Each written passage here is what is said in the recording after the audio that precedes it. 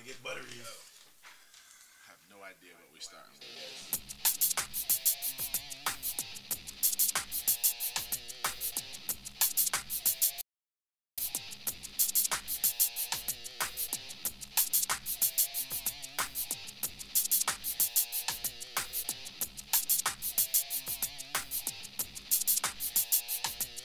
I think we should have everybody here one day. Free for all. No commercials. That would Straight be the through. day I take off. You know what? That would be the day I take You off. deserve yet another day off, bro. Dude, if you're a great orator and you could memorize your statement, fine. If you can't, you can't. I just need the facts. What did I say when you called me earlier this week? You had a problem. What did I say? Lower your Lower expectations. my expectations. That's all you What got. you said. Listen, we're gonna disagree on that, and that's fine. We just have different philosophies. If somebody agrees with you, I got a tweet that course they said, "To let that man got read what? his." A tweet. What? Somebody tweeted you? The in full disclosure.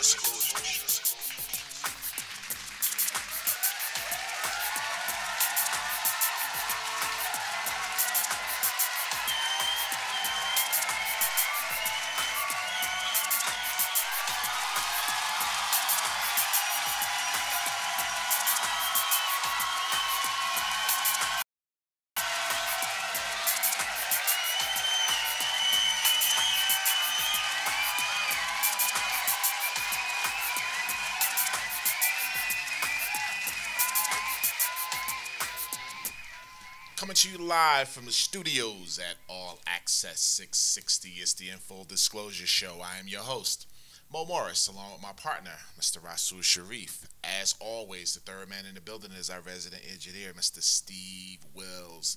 Please check us out at zenapp.com. Search All Access 660 and you will find out any and everything that you want to know about this show. If you want to talk to my partner, please follow him at Rasul Sharif 660 on Instagram and on Twitter. If you like the smooth grooves you're going to hear today from our engineer, please follow Breeze DBL on IG and on Twitter as well. Last but not least, if you want to speak with me, at Mo Morris 660, Instagram, Twitter, definitely follow me there. I got a new thing that I got to talk to you about called Periscope. I know that.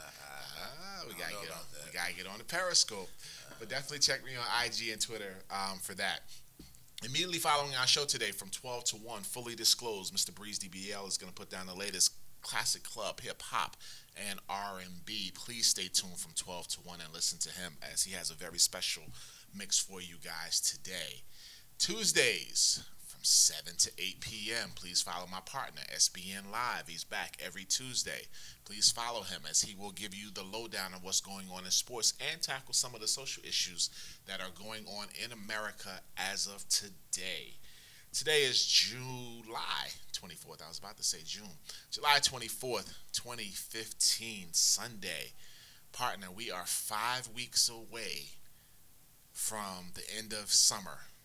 Not officially, but our official end of summer, because it's after Labor Day. Nice. 5 weeks away. How are you? Can't man? wait. You're out of your mind. I can't wait. Fall's my favorite season. Can't wait for it to come. I'm doing good, man. Kind of productive week.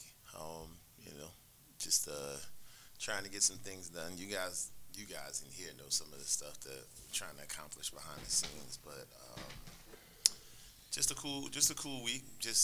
Temperature was pretty good towards the end of the week. We talked about that. We talked about those 84-degree days, which I said was absolutely spectacular. Next week is supposed to be back into the 90s, baby. Into the humid 90s, but everything was good. Everything went well. Getting ready for now. If any of you dudes decide to get married, let me just get this out the way. And shout out to my man, Big Terrence Hunter down in Baltimore for finally tying a knot. But any of you dudes decide to get married, don't be offended by just inviting me. Cause I'm okay with that. I know you guys have a lot of friends, and don't think for 1 second that I would be offended by not being involved in your wedding. I tell you, this is a pain. This is a pain. So, just trying to iron out some stuff with him, and it's crazy because sometimes people want you to come early. He's out of town for the people who don't know, and people want you to come down early to help with some of the preparations. And then, contrary to popular belief, guys do have some stuff to do before too. I'm sure it's not as much as women, but you know, he considers himself a pretty boy. So I'm sure there's gonna be some manscaping or something getting done. I don't want to say manscaping because when I think of manscaping, I don't want to think about dude. But yeah, some and then some party preparations. You know, some bachelor party preparations and some things like that. So he was asking, you know, could you come down a couple days early? And then it just adds extra pain to the situation. So he's my boy. He's been my boy for, you know, since freshman year in high school, so however long ago that was. And you know, I'm not gonna let him down and do what I can to accommodate him as much as possible. But it's just I'm not looking forward to it. And his fiance texted me yesterday, which was kind of funny, and she's just telling me about how stressed she is about it. How she can't wait for it to be over because it's just so much. And people are coming in from all over the place. They're trying to accommodate everybody, but I mean, other than that, outside he depressed me. I'm talking to him and his fiance on text. I guess they're not together, so they're both texting me, and you know, I'm just like, y'all together because they're texting me two different things and whatever. But that was my week, man. The rest of the week was pretty good. Just that part was. I'm not looking forward to. I'm sure the day will be fine. You said 5 weeks. So yeah, it's 5 weeks. He picks Labor Day weekend, so travel's gonna be terrible. It's gonna be nuts. Shout out to Mike for probably getting me on this train. So I absolutely appreciate that. So you know, just trying to figure out when I'm going, how I'm gonna maneuver when I'm there. You know what? You know, if you take the train, then you gotta be drive. But apparently the airport's close to the train station, so. And they're coming to pick everybody up from the train. I'm in the wedding party, so come get me. I don't know what y'all can do, but we'll see. That was it for me, man. I'm not looking forward to it. And I was telling some other dudes, if you get married, man, don't worry about it. I'll be happy to show up. You know, you get married on Sunday at 3, I'll be there at 2:30. That's funny. Show up, go to the reception, grub up, drink with you, and I'm out the door. Yeah. So, you know, and especially taking the train, I would take the train down, go to the wedding. And that train runs all day. Mm-hmm. That DC to Jersey train. I can get back on that train till midnight if I had to. Oh yeah, I've done it. Right. Yeah, so I've done it to get here before. Right. Like 3 in the morning. Right. So yeah. Yep. So it does. Yeah, that's it for me, man. Nice. Breeze, how you doing, man? I'm good, my man. Everything's solid. Yeah, everything's good? Yes, sir. You shooting more jump shots this week? Not this week, man. I'm just trying to get my cardio going in the right direction. So, but I'm good, man. I appreciate you asking, man. Trying to get that health back to a hundo. Absolutely, man. It's important. Yes, sir. Absolutely. Major accomplishment. Speaking about that shooting around, I've been challenged by, I want to say, were you 8th grade? What are you, 12, 13? Probably 13, yeah. An 8th grader challenged me. Oh, yeah? Yeah. 5, 8, 8th grader. He challenged you to shoot or to play? Like whatever. Bring oh, wow. He actually challenged you to play? I say, young fella, Tuesday. At the park of your choice. I will pop some ibuprofens before I go and right after I finish. And bring your mama. I'm going to crush this dude. I'm going to crush this little kid's dreams. Like, I might crush. Don't do that. You can't do that. Listen, you can't don't call me out. No, he gotta learn needs the to get hard all way. that. This scared straight over here. Yeah, he needs to get all right that. You can't do that. He's going to be a baseball player by the time I finish. So No, he needs to get all of that. I'm going to put this I'm going to put this 255 on him. All of that. Nah, you can't Yes, do that.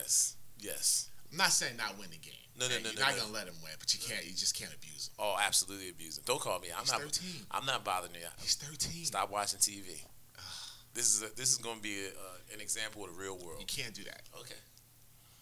Okay. I'll let you know about it next week. I'll let you know about it Tuesday from 7 to 8 on SBN Live when I'm talking about it. You can't do that. Maybe I'll get him to come on the show, too. You can't do that to him, seriously. All right. Don't do that to him. All right. That's comical. Shouts to my man Aviator Life on the check-in. He's definitely out there, as he always is. We really appreciate that. Shout out to Will, too, for these cookies. Yes, Will, Big thank Will. you, man. I'm pretty positive he's For out real. there. I want to start by saying I went to Connecticut yesterday. I went to see Just a Touch of Love, as he's known on this show. or Big Will, either way. He's a co-host here often. So I went up to his house and hung out with him, his wife, and his 2 kids, and some of our other friends came over the house. But listen, I don't know what I've deserved to have the great friends that I have, but I have great friends in this world. And I don't know if anybody can have better friends than the ones that I have. And I mean, all of my friends are like, they treat me like gold, man. I swear, all y'all do. And they just basically rolled out the red carpet for me yesterday, man. Was it just for you, or was it for everybody? Well, I mean, the occasion happened because I was coming, right? So you are a star, though. I am absolutely not a star. But, I mean, from the time I got there, all of the food, I mean, it's amazing how much effort they put into this stuff. But they take care of me every time I come there. And had a wonderful time up in Connecticut. Traffic-wise, though, I'll start with that. It took me close to 4 hours, man. And he called me, and I called him back because I didn't hear the phone, and he was like, yeah, you got to get off at 95 and get on this other highway because it probably would have taken me 6 hours to get there if I didn't get off 95. That's how bad traffic was yesterday. So they have a beach traffic as well. The same way we do going to the shore, they got it going up towards Rhode Island because they're on the shoreline as well, just going the opposite direction. But I got there, man, and just had a ball. Some of our college friends came over. I got to show you guys a picture. I think I showed you the old picture. I'm going to put it out on Instagram at some point. But the 4 of us that came in together, it was 4 of us that came to college together as freshmen, and we took a picture, like in the first week that we were there. And we still have it. So yesterday, our old behinds decided we're going to take the same picture because the 4 of us were there again. But the problem is, it was 2 guys standing and 2 of us kneeling. Me and Just a Touch of Love were the ones kneeling, and we recreated the exact same picture. You had a problem getting up? Oh, these knees. Snap, crackle, and pop. Oh, my goodness. That was the problem. But we had a wonderful time. He surprised me with one of my homegirls who I hadn't seen since her wedding 20 years ago. She came over to the house. I mean, we just had a wonderful, wonderful time. So I'm working on a small amount of sleep. As I did go to bed late, I was getting a lecture for a while about me not being married. But, you know, that's par for the course. I get it. Amanda, I love you to death. It's all good. Just messing with you this morning. But it was a wonderful, wonderful time. I mean, I can't even express. You got to come up. You guys have to come up and check out his house, man. When you told me you were going, I was like, man, I wish I could go. But, right. You know, We just have to go do a day trip one day, right? I mean, you know, and I'll take you over to Quinnipiac as well and let you see that. You know, we just have to go up and do a day trip one day and come check out the crib, man. It's literally built into the side of a mountain almost, man. It's crazy. And that's right up his alley, right? Yeah. Does he hunt? Nah, I don't think he's ever hunted. I never heard him say he hunts. Okay. I know he fishes, and they're getting ready to go on vacation next week, so he's definitely was telling me he's got to get his fishing license and all that stuff, so he'll be doing some of that next week while they're away on vacation. But kids were all around, you know, because all my friends have kids, so they all had their kids. Actually, they all were boys. As crazy as it sounds, they were all boys at the house yesterday. I guess there were 6 or 8. That's not much fun for them, huh? Well, I mean, the oldest is 16, and the youngest, I guess, is Caleb, who's 8. I think is the youngest. But he has this tree that has to be 30 feet in the air. That somehow he got this rope around. I'm pretty positive. I forgot the story, but I'm pretty positive he basically used a ladder to get this rope around it. And he has this huge swing that the kids get on. They swing back and forth. It's crazy, man. It sounds like a good time for kids. It absolutely is. And then the adults, they had adult beverages, as you always say. Well, I'm in then. Now I'm coming. So we had a wonderful, wonderful time yesterday. So definitely shouts to them, man. And again, thank you guys so much for looking out for me yesterday, for sure. I'm sure he'll be on the show soon enough. Yeah, well, I'll text you, man. Text me back. What's up, man? Maybe he's not listening today. I don't know. Oh, he's listening. He told me they were going to tune in. So, yeah, I'm pretty sure he's listening. All right, what's going on in the news this week that I want to talk about that's kind of weird? Let's talk about Donald Trump. How you feel about Donald Trump, man, and his whole escapade to become president and all the things he's saying about the Mexicans, and just he went to visit the border this week, and they basically told him he probably shouldn't go down there, like it wasn't safe for him to go visit the border.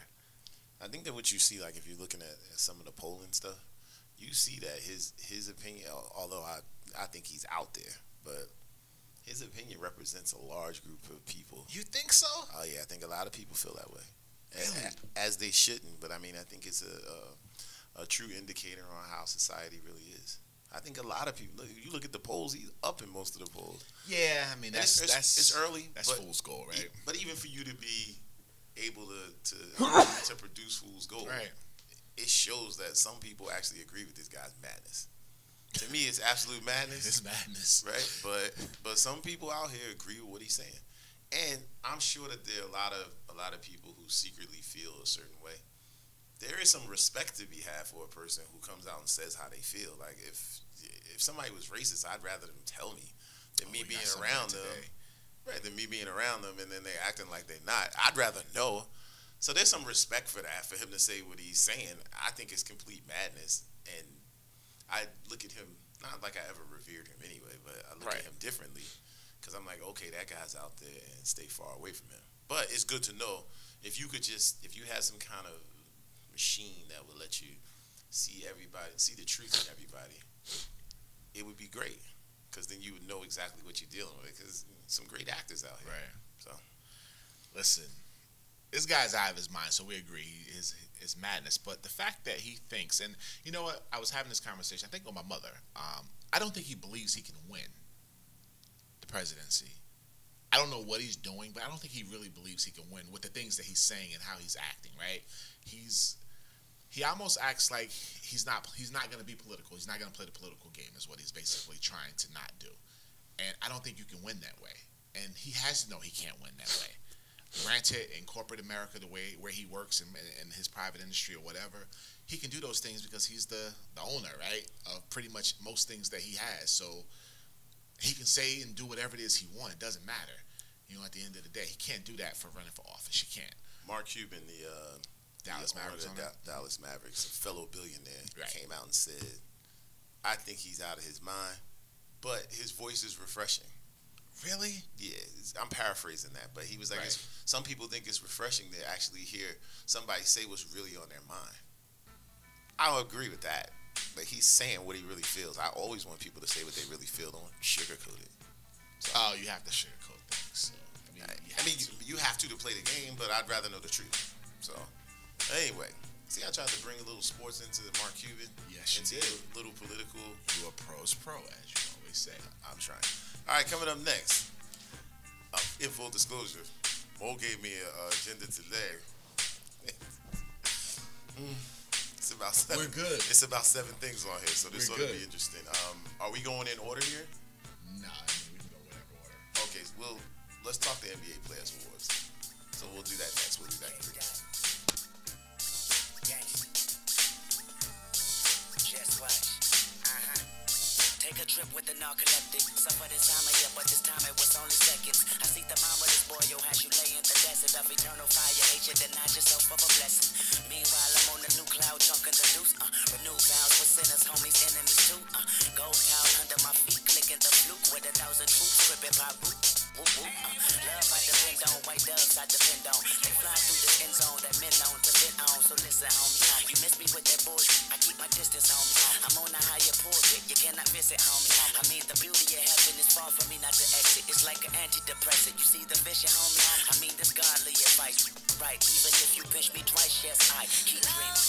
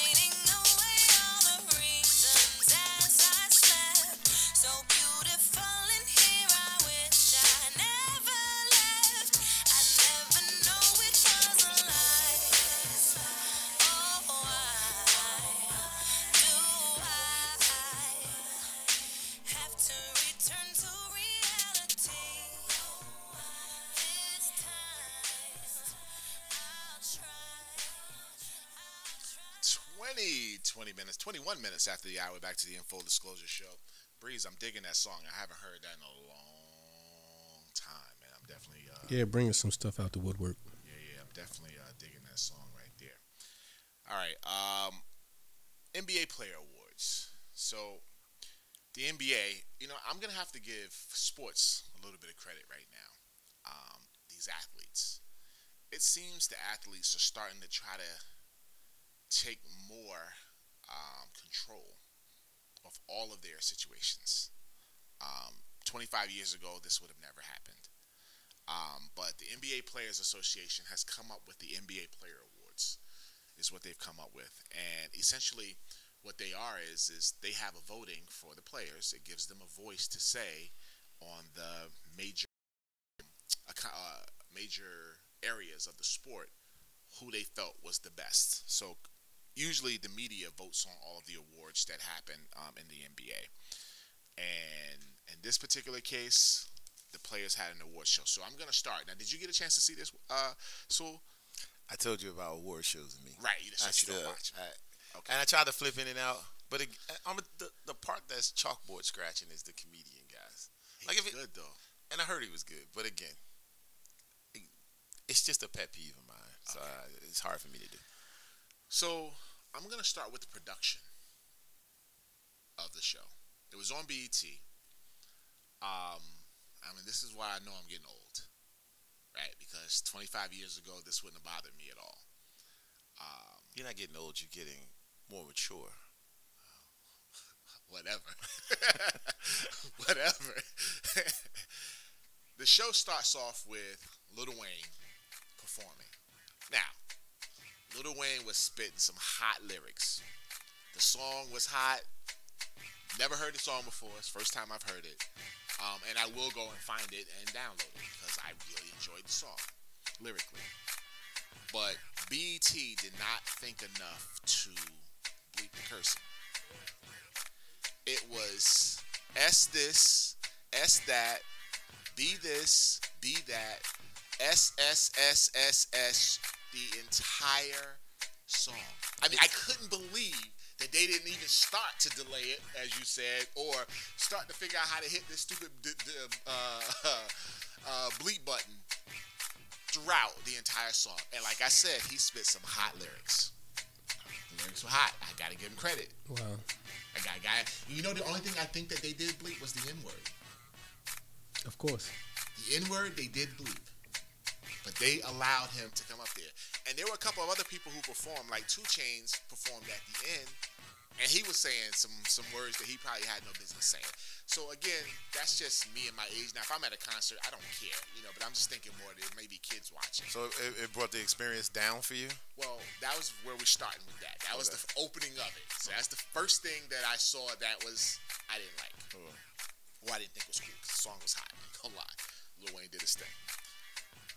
Second thing I didn't like about it was the setup of whatever venue they were in. They had, normally it's like a seating, either stadium or flat back seating. They had tables set up like you were in a club. Or at a hotel, like a Robert Treat type hotel party, right? But not for everybody. Right. There were maybe like 6 or 7 tables sitting around the front where they had players sitting around. Right. And then everybody else was kind of seated like a normal award show. Didn't like aesthetically how that looked. And again, it's just my personal opinion. It looked bootleg, is what it looked. And now here I am as BET, and it's looking bootleg, and we got somebody cursing on stage like a madman, right? So that aesthetically was just bad, for me. On top of that, none of the major players were there. The only star players that were there, and when I say star, I mean recognizable players that the average person will know. Obviously, we know a lot more because we watch. Chris Paul was there. He's the head of the Players Association, so he had to be there. It's their award show. James Harden was there. They showed him one time when he received his award, which we will get to. And Steph Curry was there, who just became a star player this year, but he was there because he received a few awards. There was no LeBron. There was no D-Wade. There was just nobody else there. Now, some of the older players who were there, again, they received the award. Allen Iverson was there, so he brought some star power, but he hasn't been in the league in 5 years, right? Ray Allen was there. A little bit of star power, but again, he didn't play this year. Paul Pierce was there, and I don't know how much the average fan knows who Paul Pierce is, right? At the end of the day, I don't know. But there were none of the major faces and figures. No Kevin Durant, no Russell Westbrook, no Derrick Rose. None were there. So to me, it brought down the whole effect of the actual players' award, in my opinion. It brought it down. I don't think I saw Adam Silver there. And maybe he was, but I don't remember seeing Adam Silver. I don't remember seeing him. And I got to look that up because it just hit me just this second. I don't remember seeing the commissioner there. So I was afraid that it was going to be how you're describing it. That's another reason why I was like a little hesitant because you're a little nervous for it. I mean, I think idea-wise, I think it was a great idea. Yes. And I've said on the show before in reference to baseball, how it seems like if the baseball players I think the system should be. I think the basketball system has it a little wrong. I think they have it a little wrong. So I don't know if they should be voting themselves. But maybe you take the last generation of guys and let them vote for this. So it's no ties. It's not, I don't like LeBron or I don't like whatever, so I'm going to vote for this. Like, none of that. If you took whatever the last generation of players were, so if it's, obviously these guys are still involved in the game a little, but if it's Bird, Mike, and Magic's generation, voting on this generation, and then as it goes on, as it progresses in the future, you just go to the generation before, people who are out of the game but who played the game, because they would understand the game more than the big argument seems like the writers don't understand how the players understand. I think the writers will I think if you watch enough of it and you're involved in enough of it, I think it'll qualify you to have an opinion. So I don't, I'm not tripping on that, but for me, I would have the generation before just vote on the thing. And I'm cool with not having the writers vote if you just want to have players do it. But we question if some of the, and especially when it comes to your boy Mike, we question if he's a great evaluator of talent as far as putting the team together. But I don't think I would question him saying a guy could play or not play, or he had a good season. Being able to see what he did after the fact, I don't think that would be much of an issue. So voting on the players voting for themselves right there, I think is a little off because I think there's going to be some friendships, some hatred between some people. I'm closer to this guy than that guy, so I probably wouldn't do it like that. The glaring thing is when LeBron wasn't there, I was like, okay, and he's the vice president of the PBA. Yes, he is. So I didn't PBA of the Players Association. So I thought it was strange, and especially out the box. So out the box, we all gotta be here. We gotta have this flooded. And what's crazy is you want to be on the same level as some of these other sports awards. You guys are all at the ESPYs, so you all went to the ESPYs, and you can't come to your own award show. Very next week. Right. I can't get to I'm too busy to get to my own award show. You knew this award show was coming. Work your stuff around this. You gotta come. So I'm with you on that. I'm a little disappointed. Yeah, I was a little surprised by that. Now, to get to what you're saying, so the media obviously doesn't necessarily like this awards show, and some of the media was taking shots at the awards show, and I get it, right? Because the media is basically feeling like they're being replaced. And we're going to talk a little bit later about the Players Tribune because we didn't get a chance to talk about it last week. But the media is slowly but surely, which is where I started, where I said the players are starting to take more control of things that they can control. So this is something else that they can control. Now, I was talking to our insider. What's up, Frank, if you're out there listening today? I was talking to him, and he actually likes the fact that the players are doing this, right? Because he basically doesn't necessarily believe the media should vote. Now, here's the media's one good argument. The media covers the sport. Michael Jordan, Larry Bird, in your scenario, is not going to take time to watch as many games as the media watches because these guys have beat writers who are there every night to watch every game, which means they get to see every player because they are covering a team. So that, in that instance, as you said, if they watch enough of it, they can pick up on what's going on. And the good writer pretty much knows the sport. Now, how deep can they go into the X's and O's of things happening? Well, I can't swear by that. Let me ask you a question, though, right? So we're neither Correct. ex-NBA players or writers. Correct. And we have conversations about who we think should be the MVP or not. So are we watching enough to? You feel like when you say James Harden should be MVP or Steph Curry should be MVP or whoever you pick to be MVP, you feel like you've seen enough basketball to understand who should be the most valuable player. Correct. So that's what I'm saying. And I'm saying an NBA guy who's still a fan of the NBA who's not involved in the NBA. So I used Mike and Bird as examples just to be recognizable. Maybe it's Clyde Drexler. Well, he's doing commentary. So somebody who's not directly involved in the game, but who played and who's still a fan, because they've got to be a fan, as much of a fan as us. Not necessarily. Well, I'm saying those guys who, I mean, if you're polling some people, I'm sure there's some people who are fans to eye level at this point. There's got to be somebody who played. There's got to be 20 guys. But that means you got to find out who that 20 guys is and put together that committee and have them commit to watching the games. The writers are doing it because it's their job, so they're doing it every night. Right, but again, like, and I'll go back to baseball and just try to bring the comparison together. In baseball,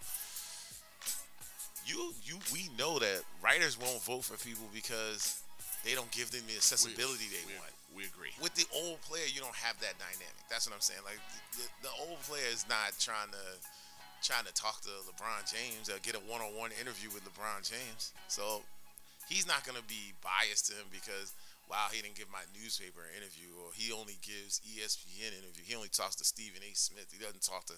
You're not going to have any of that. We agree, but that's baseball. It's a little different. Baseball still has its old set of rules that they go by. But I think even with basketball too, and I mean, I don't think so. Well, I'll just use Skip Bayless for example. For years, he was talking about how Durant was better than LeBron. Okay. Based on what? Totally against everything he said, because it's about, what have you done? The big shot. Look, Kevin Durant hasn't done anything that LeBron hasn't done. So why would he ever say LeBron was worse than him? LeBron had to win a title to be better than Kevin Durant, who didn't win a title. I never got that. He had this thing with LeBron, and he was trying to make his name with LeBron. So if he was a voter, he wouldn't be voting for LeBron. Even if LeBron was the better player, he just wouldn't be voting for LeBron because he had his own little personal thing with LeBron. I don't think you're gonna get that when you have players who have no stake in it, ex-players who have no stake in it. I think if you can say to me that they're gonna watch enough games, I can go with that. Or maybe you make a combination of both, right? You have players and ex-players and writers. I don't think you just completely exclude the writers. I don't think you can just completely exclude them. I get why you might, only because the writers weren't trying to include anybody else. So they thought the writers think they're good enough to do this. Right. So I'm okay, and I would have enough. But they were given the right to do it, right? Well, what we're seeing now is anybody has the right to do it. We could do it if we had enough cachet to pull it off. We could have an award. We could have some awards. Some newspapers have awards, and the TV has an award. Yeah, but they're not really recognizable, though, right? So the writers is recognizable. But I think the league gives an MVP from the league based upon what the writers say. Right, but I think if the player, and that's why I use the. It just so happens that the last generation of biggest players are still involved in the game, so we really couldn't use them. But imagine if Magic, Mike, and Bird weren't involved in the game, and they decided to put together an award show. I believe their cachet can make people come to an award show. I think if Mike and Bird and Magic pick up the phone and say, "I need y'all at this award show," people are showing up at this award show. I don't think the phone's ringing. It's Magic on the other line, and dudes are like, "Yeah, I'm not coming." That's not happening, in my opinion. I think when those dudes pick up the phone, guys are coming. Another thing where I thought that they kind of, and this is gonna be kind of crazy, and I don't know how to get around it, because on one side, I'm okay with it being on BET, because why not promote a African American or a black network? I don't know. I don't even know if black people still own BET. Actually. No, they don't. Bob Johnson sold it, I think, right? Yeah. But if you had it on a more mainstream network, and you could have tried to include some more European players, both American European players and European players, then I think you could have had a wider audience as well. It seemed like a black event from what I saw of it. Listen. But sport's a black sport almost at this point, right? But I'm proportionately. So if the NBA is 80% black, and if you just want to say, stay straight down the proportional lines and say it's 77% black, so we're gonna have 70. If that's what you want to do, I thought it should have been more inclusive. I guess that's the best way to say it. Which is why I said I don't think I saw Adam Silver there. Right. At that, I gotta verify that whether he was there or not. But let's just get to the elephant in the room. MVP of the league. Players said it was James Harden. How do you feel about it? I mean, let's be clear. He beat him by 1 vote. I'm okay with that. I didn't think that it was by the standard. I picked Steph Curry by the standard by which it's been given for years. So usually the team with the best record, the best player on the best team with the best record wins the award. It may be a new standard now. So if you ask me who I think is going to be the writers MVP and who I think is going to be the players MVP, it might be 2 different answers now. I'll try to study a little trend over the next couple of years to see how the players vote, because they must not care about and it's a small sample size. It's only one. Right, it's 1 year. But clearly it didn't matter about them having the best record. So now I know that. I know with the other MVP, there's some minimums that I just know these minimums off the top of my head, because You see him. talked to somebody about this before. 88 Mike got it with 50 wins. You need at least 50 wins to get it. So I don't care what kind of season somebody's having, and they got less than 50 wins, I automatically exclude them. I don't care what they did. It doesn't matter. They're not going to win. Really? So if they're averaging 45 a game, I mean, they have to be 150. They have to be a 50 and 20 year, maybe. But just going by what happened, you had the best year, but what was your value? Your value didn't translate to wins. Maybe that's what they're looking at. What you do and how it translates to wins, not just what your individual numbers are. and that's what I think it's individual numbers. Well, it's clearly not individual numbers, it's because Steph didn't have the best and numbers. wins. Right, that's what I'm saying. Some combination. And I don't know if 35 wins, that's enough of the combination. Extraordinary numbers. And we saw Mike in his 37 point per game year not win MVP. He had 40 wins. That's what, you could say it's crazy, but if you study the trend, that's how they vote. That was 32, 8, and 8. He was 37 something and else. We could check those stats though. We'll be back in 3 minutes. He was 32.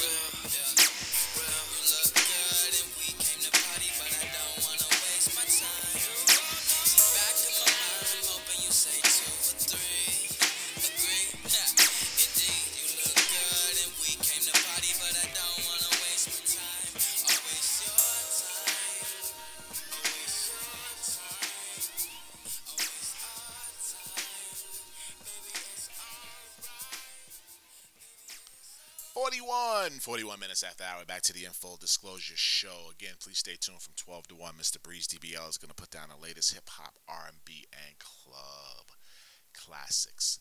47 and 35. 47 and 35? 47 and 35, 88, 89. We were talking about Michael Jordan in the break, and we were talking about him winning MVP at 32, 8, and 8. He had won 47 games that year. But anyway, so we were talking about the Players Awards, and we were talking about the MVP, and ended up going to James Harden. And I couldn't wait to talk to you because I wanted to hear your perspective, because I know that you were heavy into the Steph Curry argument with him winning. I still would have took Steph Curry, but like I was saying before, based on who was voting for it and what they did in the past, it wasn't hard for me. Like, I knew I nailed that. That was easy.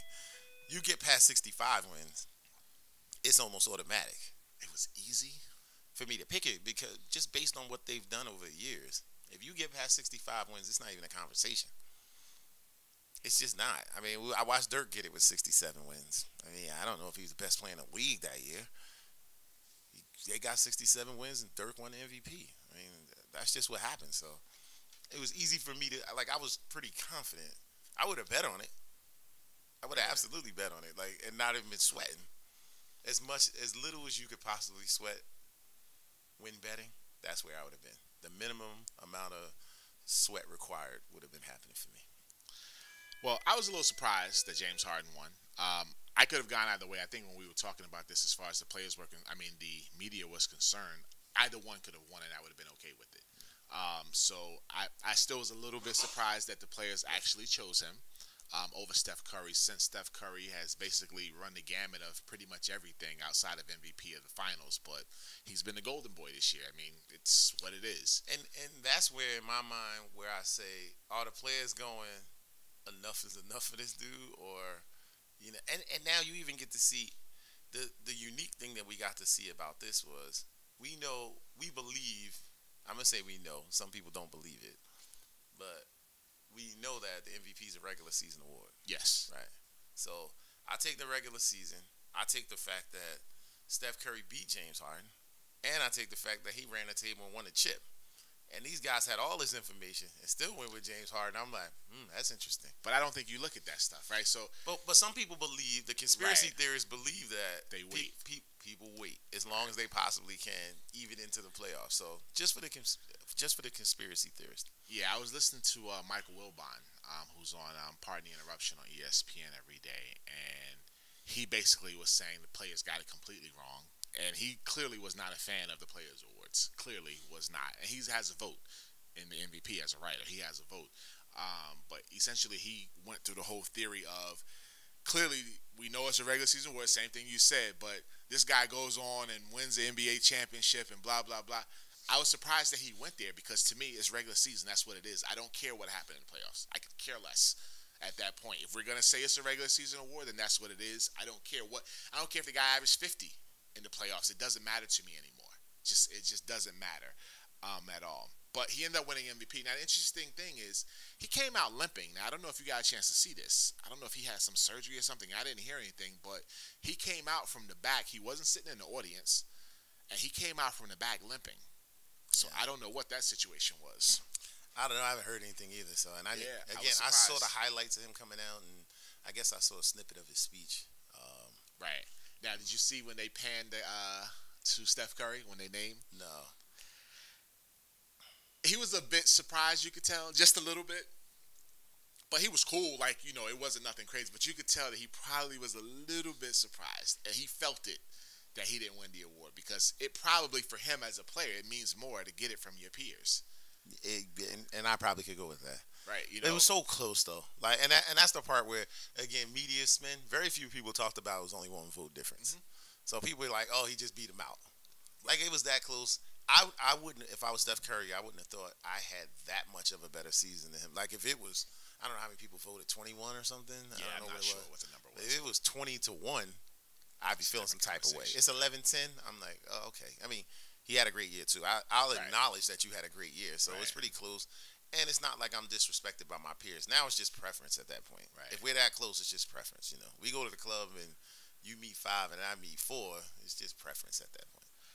It's a tough thing for Steph Curry at that point, because he had already garnered 2 other awards earlier.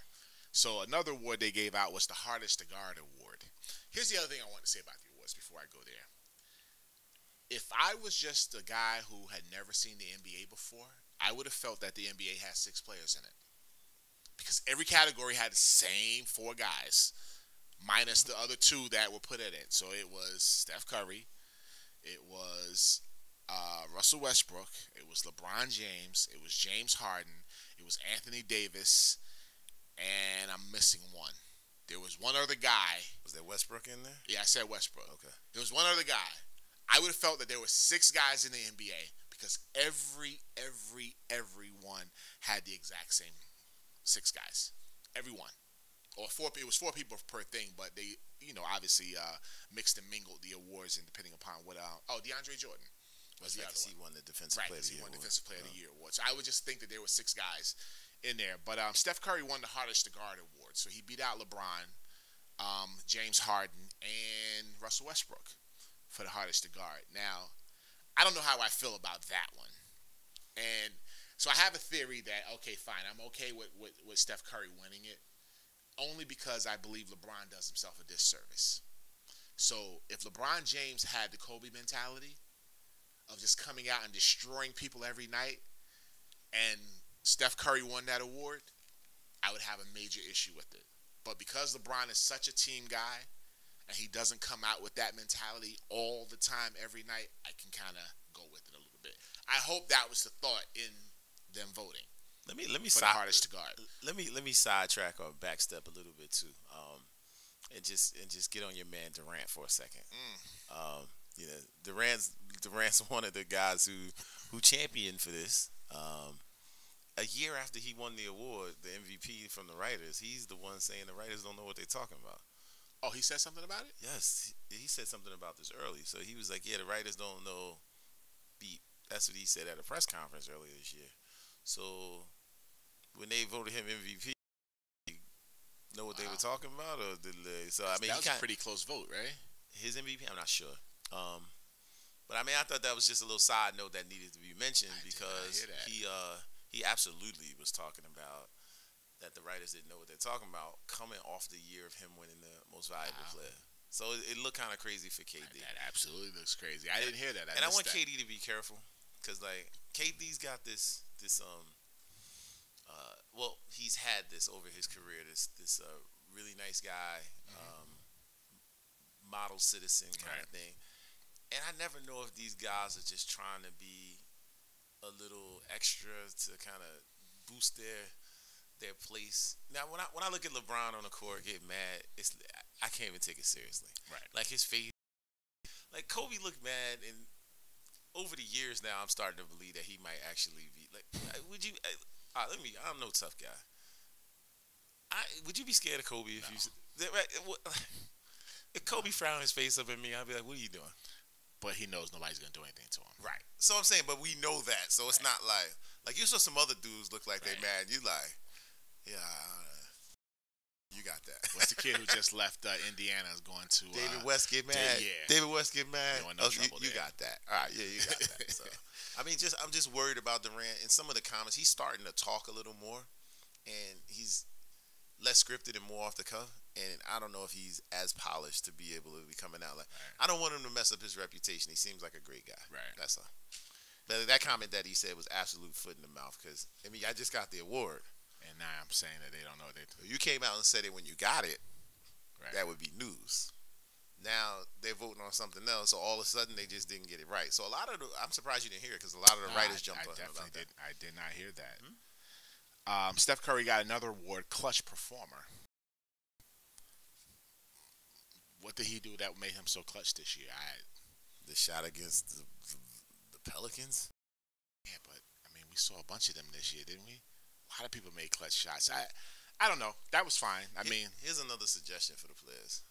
If you out to show that the writers don't know what they're talking about, give the same awards for the awards that the categories they have.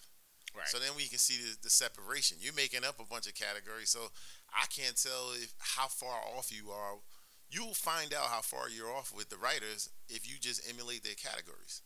Just take all their categories and vote on them. And then we can see how far off the writers are from what the players think. But if you don't have the same categories and you making up, like I'm with you, clutch performer. I mean, I watched Pierce hit a shot. I watched who else hit a shot? LeBron hit a shot in the playoffs. I watched Steph Curry hit his shot. I don't know who that guy is. So have those same categories. And if you want to have it's only 6 or 7 categories, the Kia categories, I guess. Six man of the year, defensive player of the year. Right. They didn't even have that. Right. So let's see how far. If you really want to talk about, they don't know what if the writers don't know their jobs or what they think is their job, then let's have the same categories and we can compare them side by side. So like we're doing with the MVP, the writers have Steph Curry, the players had James Harden.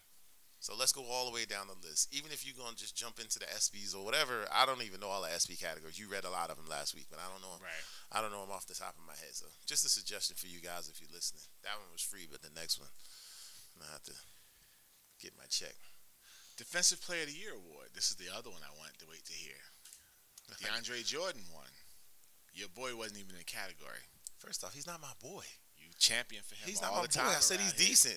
He's not. I actually. Oh no, you Time champion. out. He's the best two-way guard. On and on. Who's the better two guard in the NBA? You What are champion. you talking about? Clay? Klay Thompson. Yes. Oh no, I thought you were talking about Kawhi, who didn't get. Oh no, he wasn't. But yeah, he wasn't on the list either. Yeah. I wouldn't have been upset with I wouldn't have been upset with I'm not upset with the DeAndre Jordan. No, but I'm just saying this guy's wasn't even on the list. As defenders. And what's the name may be better than him. Jimmy Butler may be better than him. I think they're the best two-way players. So let's just clear that up now. I mean, I'll take either one of them. I wanted your boy here today because he wanted to get at you about that. Who? Klay Thompson. Judea. Well, I mean, he was scared. You called him this morning. He was scared. I did call him this morning. You out there, Judea? You scared? All right, a couple more things that went on. Game changer. Oh no, we don't want to go there yet. Best home court advantage went to Oracle, which was where Golden State played. Player you secretly wish that you had on your team, LeBron James, obviously, was the easiest thing. The category sounds so bootleg. Right. Now, a couple of the other things. Oh, coach you most want to play for was Greg Popovich. You know, I don't know if that's true, but That can't be true. because Everybody in the league wants to go one-on-one. I don't know if that's true or not. But they gave away a couple of other awards, which were a little bit more individual based than things that people have done. So the Man of the Year went to Ray Allen. You know, basically for all the charitable things that he does and all the work that he does. I thought he gave it a pretty good speech. He wasn't there, right? No, he was there. Oh, he went. He was there. He was there with his kids and his wife, and his mother. He absolutely was there. He came up in a nice black suit and a pair of black and gray Air Jordans, the old The threes. Hoyas, the Hoyas that you're right. Georgetown Hoyas used to wear. He came in that color, you know, whatever, and he referenced that his shoes throughout his speech, and he gave a really good speech. So I was definitely glad to see that. The game changer honor, Allen Iverson. So who gave him the award? Lil Wayne and oh my goodness, my mind is going crazy. I forgot who was the other person who gave him the award, but Allen Iverson was there. Allen Iverson actually gave a pretty good speech, but this is where I'm gonna knock Allen Iverson. His outfit was just way out of control. He had a pair of cargo shorts that had zippers in the front, some black Nikes, a vest that had probably 8 zippers across the front. Come on, AI. And we are now into our. Come on, AI. Wait, can I introduce this segment? Come on, AI. Let me introduce this segment before you finish. We're now into our fashion portion of the segment. Yes. I refrained because I got something to say about your boy Steph Curry wardrobe too. I refrained, but Go ahead. I like Yeah. the dude as a basketball player. his pants were horrible. Steph Curry. I mean, the ankles, the pants went around the ankles that tight. You got to be kidding me. But back to AI though. AI looked like he came out of the 90s. He looked like he came out of a 90s video with Rakim and somebody. I'm telling you. That's how he looked at the award show. Eric B for president. Oh, my goodness. I said AI. Now, he should be eligible for the Hall of Fame in probably the next 2 years. He's about 2-3 years out of the league now. Next 3 years, he's going to be eligible. Please tell me he's not gonna come with the do-rag and some shorts. Yeah, please tell me he's gonna have on a suit. Please, somebody just make me reaffirm and reassure me that this guy is gonna come with a suit on. AI is just being AI. And I get it, and that's what they basically honored him for being who he was, because he was a game changer as far as fusing the hip hop and the NBA together, and being able to express himself and wearing the cornrows and wearing all the tats and just doing whatever it was he wanted to do, and that's great. Like, and he said there's some things I probably would have done slightly different, you know, or whatever, but I'm who I am, you know, whatever. I'm at the end of the day, and I respect him for that. Right. Growing up, when it was happening, I didn't necessarily respect it, but now as an older person, 1,000% respect him for being who he was and kind of bucking the system, because at the end of the day, he plays basketball, and when he's on the court, nothing but heart. I mean, he gives 1,000%. So all this other stuff doesn't mean anything. Right. But come on, AI. You could have put on a decent set of clothes, man. Come on. Come on, AI. Really? Okay. You didn't see his outfit? No. I'm going to look it up and show it to you. Yeah, I'll try to Google it. I'm going to look it up. No, I'm going to show it to you. Oh, you're going to show it? I'm going to find it, and I'm going to show it to you. How you going to point out all the fashion faux pas? No, but... Oh, my goodness. He looked like he should have been coming in here to sit with us today. I would have been just as respectable as AI with the outfit I got on right now going up on stage. With my Superman outfit on today, I would have been just as respectable. Wow. All right, well, that fashion portion of the program was brought to you by... I don't know who sponsors us. All right, coming up next. Wait a minute, you didn't even tell me, but I hear the music. That's what that means? That's the cue? All right, coming up next. Players Tribune. Where are we going? We're going Colin Cowherd. We're going Hulk Hogan. Yeah, we got some stuff to talk about. All right, you heard the boss. We'll be back in 3 minutes.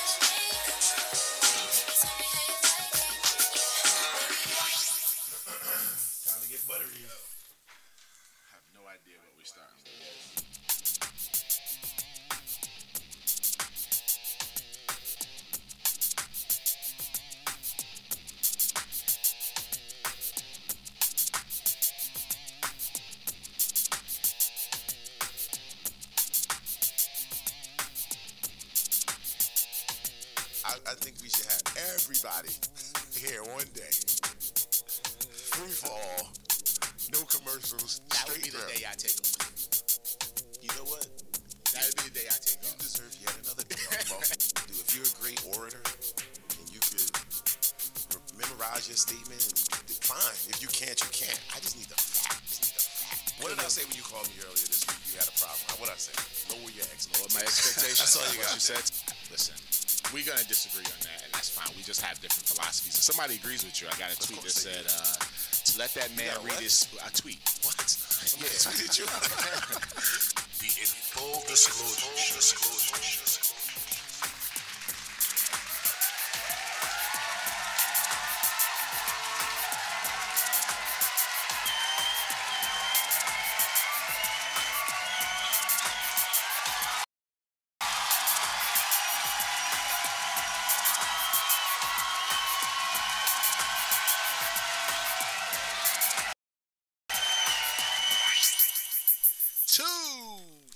Two minutes after hour, back to the In Full Disclosure show. Again, please stay tuned from 12 to 1, fully disclosed.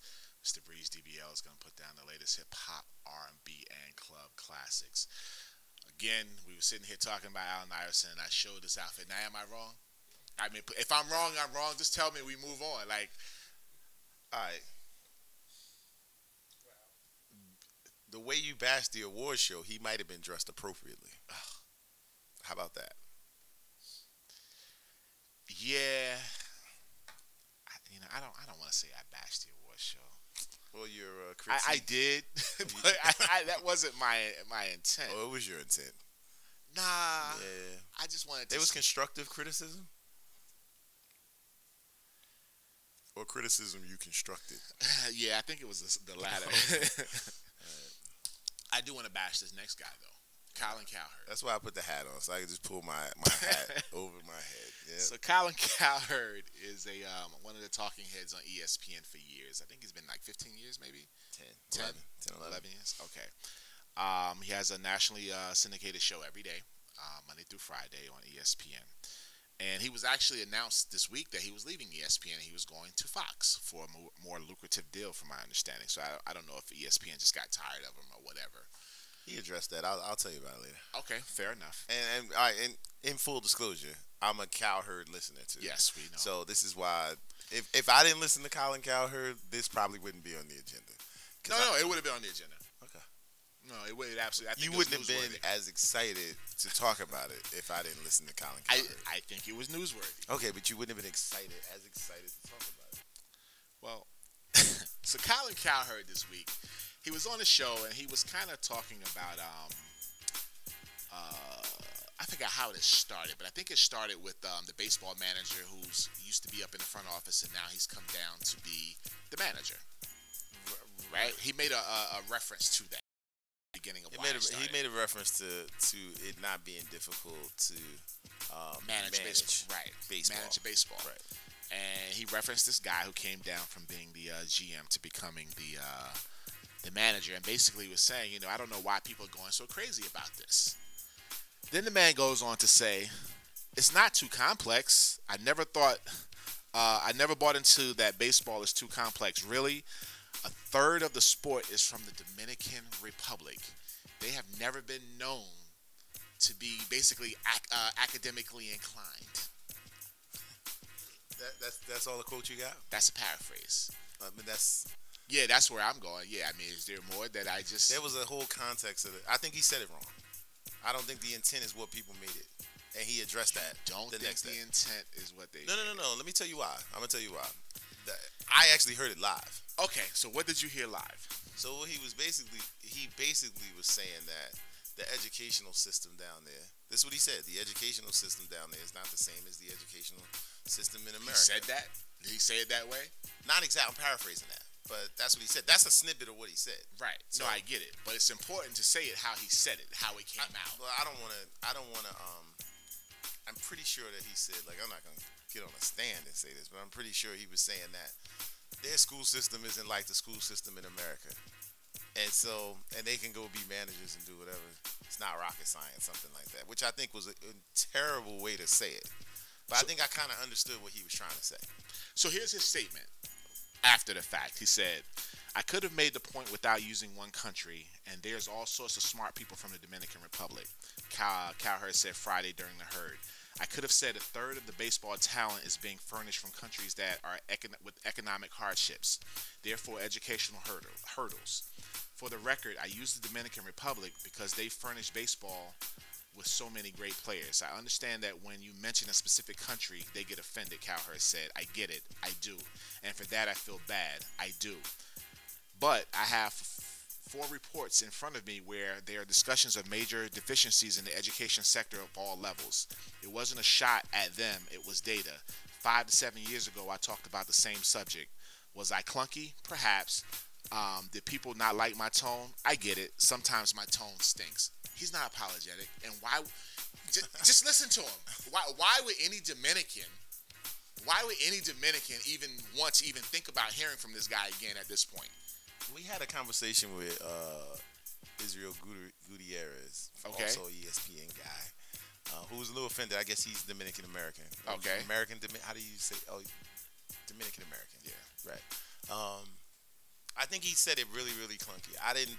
And again, now you talking to somebody else though. We know, you know how I am. I'm not the dude that's gonna be easily offended. And it's not my place to be offended by this anyway. I'm not Dominican, so I don't, But I didn't think it was like, when I heard it, I wasn't like, wow, I can't believe he said that.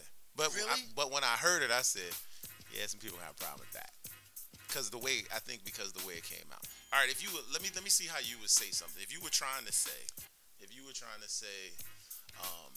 and I won't even use Dominican. Let's just say, let's take the worst urban school system in America, whatever, place X, we'll call that, right? And then the best urban school system in America. How would you compare the two without offending somebody? Or products of the two? How would I compare the two? Right. Like if you was gonna say, I'm not trying to say it for you, but if you were gonna say the best versus the worst, right? How would you describe that without being offensive? It's funny because we were just having this discussion last night about there's some city, and I forgot what city it is. Will was just explaining to me where 3 miles apart you have a great school, and then the other side you have a horrible school, and the horrible school some of the kids got a chance to see, and they couldn't believe how the school was. But I mean, I wouldn't mess with it because it's tough to say. So I would never say any. But like in this I wouldn't. Case, he didn't have to even reference that at all. No, I don't think he did, and that's what I'm saying. I think I'm getting this right out there. I think clunky's a perfect word for it. I think he said something that the way he said it, you can't say anything and leave any interpretation for anybody. So you have to be clear and concise when you say it, especially when you're referencing something that somebody could be offended by. Dude, he said a third. Just think about what he said. He basically said, it's not. I don't buy into the whole fact that baseball is so complex. I mean, a third of the players come from the Dominican Republic, and this is him saying it. A third come from the Dominican Republic, and they're not known for any academic, basically, awards. What else do you think people are gonna think? Think about how he said it. And dude, me and you agree, but that ain't clunky. In the context, but that's when you get that's a chance racist. after the show. Listen to it. When you get a chance, listen to it, and that was one of the big things that he was talking about. We could pull something out. Agreed. So listen, and I believe that he said it wrong. But if you listen to the context of the entire conversation, and when it got to that point, you might not just say, this dude just flat out. You may, but in fairness to the situation, listen to the entire context of the conversation that he was having. Fair. So my opinion was, Fair. I didn't think he was racist when he said it. I thought he said it horribly though. You are 100% right, and I apologize because I should have listened to the entire clip. Fair, 100% fair. Here's where I'm not giving him a pass, and I refuse to give him a pass. This is the same guy who comes out and kills athletes day after day after day. When they make mistakes, he kills them. Oh, I'm okay. And listen, First off, he needs to take every bit of heat that he's getting for this. First off, every single bit of heat, because I expect more from him than I expect from the athlete. Why? So, no, I expect him. Lower your expectation. I'm gonna say that by him. No. But I'm saying, what's the guy NBC? I expect more from Brian Williams than I do from Carmelo Anthony. Why? Only because he's trained and he's all this other stuff. So I do expect more than that. I'm not acting like my expectation is super high, but I can still have low expectations and have one lower than the other one. So I expect more from those people on television than I expect from you throwing a microphone in the athlete. So I'm on your side. You throwing a microphone in the athlete's face in the heat of a moment, and he says something, and then everybody wants to run with it. I have more. I'll forgive that more than you said this in the show where you boast about 3 hours of pre-production and all this other stuff. You sitting here, you driving the conversation. People aren't asking you questions and something came off crazy like it might be with an athlete. Like you asked me something I wasn't prepared for. I said something off the cuff. I have more tolerance for that mistake than I do for Colin Cowherd making a mistake because that's his job. That's what he does. He's supposed to be good at it. He's supposed to be able to deliver this message without leaving room for anything. So I have more of an expectation for Colin Cowherd not to do this than I would for some player to do this, not to do this. That's all. I'm with you on that. And he should take every bit of heat, all of it. I got the next question for you in a second about this. ESPN, right? So he was supposed to come off of ESPN. They didn't give an actual date, but ESPN basically said enough. Colin Cowherd's comments over the past 2 days do not reflect the values of ESPN or his employees. Colin will no longer appear on ESPN. They shut him down immediately. Well, he was close to me and shut down. I know, too, yeah. but they just said enough. Enough. We're not putting this guy back on. Smart by ESPN. Here's where the other issue I have. Here's the other problem. Where is Fox? I have not seen a report from Fox yet, and I went looking right before we went into this segment again to make sure that nothing came out. I have not seen anything from Fox at all saying we are not going to hire this guy. Because here's the reality. If this were a player doing something, the same guy, Colin Cowherd, would be saying, oh, no, he needs to be punished. Colin Cowherd needs to be punished. Take some time off and come back and get you a job later. It's the reality of what it is. Well, you got what you wanted, though, right? No. You got taken off the air. No. If I'm his new company, I'm not bringing that baggage in. Yeah. I'm not, because this is the same Colin Cowherd who will be railing on a player who's failed a drug suspension or got in trouble in the street somewhere. Well, why is the Dallas Cowboys taking this guy Greg Hardy now? Why would they do that? He will be railing on the fact that they're doing it. He will be railing on it. So here I am. I'm going to rail on. Why are they bringing this garbage in? Go somewhere and sit down for a while. Let's let you go sit and see how you feel about it, because now you're on the other side of the scenario here.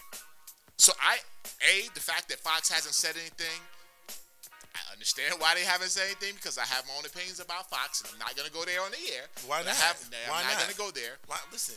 But no. I'm not gonna. Yeah. You think Fox is gonna pick us up or something? No, I'm not worried about. Well, hey, no, they won't. They won't. Nah. They won't pick us up. No. But you got a better chance of getting picked up by NBC Sports. Yeah. Oh, okay. The OWN. They don't have no sports on OWN, but yeah, I got a better shot at going to OWN or even the Sci-Fi Channel than going to Fox. Yes, but sports show on the Sci-Fi Exactly. Channel. We got aliens going around in the background. I feel you. All right. But why have they not made a comment? Does this not deserve a comment from them? Really?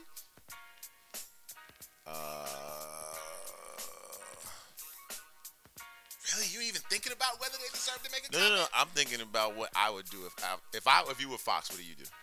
Oh, I come out and make a comment. Yeah, we're not bringing him on. I'm not bringing him on. He's got to go sit a while. He doesn't go to Fox till January. Okay. Okay, fine. If he doesn't go till He January, doesn't go. His contract. we're in July. His contract over. Okay. His contract at ESPN is over in December. Okay, so I didn't realize. So he wasn't going. So he's not going to. then That's Fox why I'm needs- thinking. Like, what could they do? Fox got to come out and say something. They got to come out.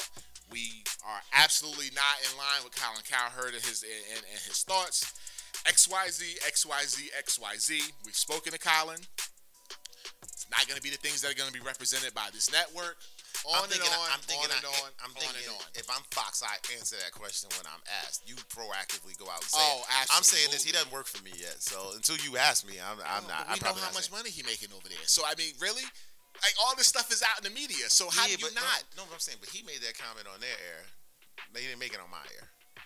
And yeah, we Does don't. it matter? Maybe ESPN tolerates that. We don't. I might say something like that. He didn't do it on our air. He won't do that on our air. Yeah, I might say something like that. And I get a little jab in at ESPN at the same time, probably. They did that on their air. We don't do that over here. Or maybe they do. Oh, they do it worse. Okay. Or maybe He's and perfect. if you say, He's perfect for Fox. And if you're saying that, I'm gonna get this out of you. If you're saying that, then maybe that's why they didn't say anything. Shame on Fox. Fox needs to be responsible. They need to be responsible network. They need to be responsible for what he said not on for ESPN. Him. They need to be a responsible network. Not responsible for what he said on ESPN, but they need to be responsible and come out and make a statement. All right, but this is going back to what we were talking about Donald Trump, and just to tie this all in and now, we'll bring that back into the sports. Another guy who likes Fox and Fox likes him. But go ahead. And I'm not a guy. I don't watch Fox. Oh, I watch it. I don't watch Fox News or any of that. I watch it. I need to see what's going on. I watch. But again, here's the question: whether you like it or not. And if you let's just say it was a race. Let me agree with you, and just for argument's sake, and say it was a racist comment, right? Because you said you'll go back and look at. I promise I'm going to go back. And maybe you could just a small talk about it next week. Absolutely. Just to let the listeners hear what your comments are after that. But let's say it is a racist comment, just for argument's sake. I'm different. If that's how you feel, that's how you feel. I'm glad to know that that's how you feel, and I can make my judgment about you based on that. Instead of, because what if that's how he feels, and then he said it the right way?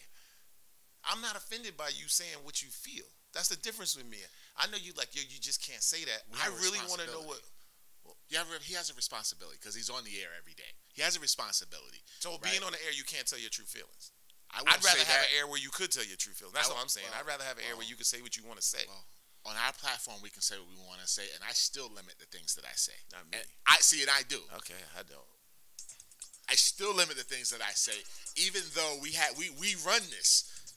Like nobody can say anything. Whatever. Nobody can say anything to us and put us off the air. I still don't. You're the only one that can't be fired around here. But this is so crazy. In full disclosure again, what I had for you was about ESPN. You led into it perfectly. I don't know how you knew unless you looked at my phone or something. No. So I've got a little, I've been coming up with, first off, you're supposed to be coming up with segments for me. Now I'm coming up with segments for you. No. That's what I do for the boss. We'll be back on the other side.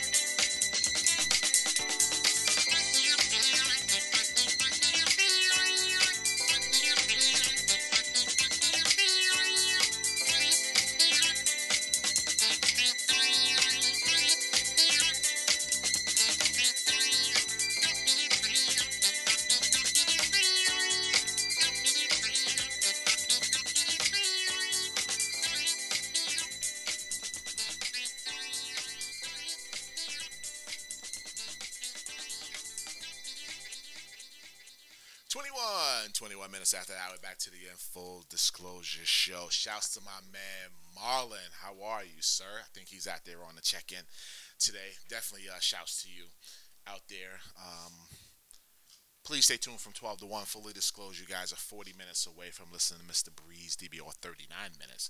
Mr. Breeze DBL is going to put down the latest hip-hop club classics and R&B. You know, it's crazy because, you know, we're sitting here talking about Colin Cowherd, and I wanted to go into the next subject again, which has to do with race. And the internet is giving me a challenge at this particular point. But one last thing on Colin Cowherd. I'm not a fan, so in full disclosure, I'm not a fan of Colin Cowherd, and you know that. So we've talked about him in the past. I've never liked him. There's something smug about him that I just don't like. So I can't even stand listening to his voice, truthfully. So the fact that he's leaving, I'm happy he's leaving ESPN. I don't really watch Fox Sports unless it's a football game on Sunday. I don't watch it, or maybe a baseball game in playoff time. Other than that, I don't really watch Fox Sports at all. So I'm glad he's leaving. He's gone. ESPN got rid of him, and they got rid of Bill Simmons. Gone. Bye-bye. All right, so what I heard is they got rid of Bill. Colin took the money. So let's not say that they got rid of him. Let's just be accurate let's be fair to that statement. And you said it yourself before he left for a more lucrative deal. Just at the end of your segment now, you're like, yeah, they got rid of him. Same difference to me. He's gone. He's gone, but it's not that, you know, you could get fired or resign. Like Bill Simmons didn't have an opportunity to come back.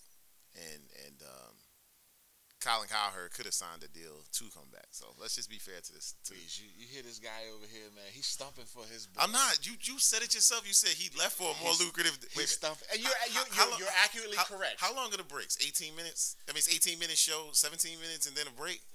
So, all right, so 20 minutes ago, he said Colin Cowherd left for a more lucrative deal. 20 minutes later, they got rid of him.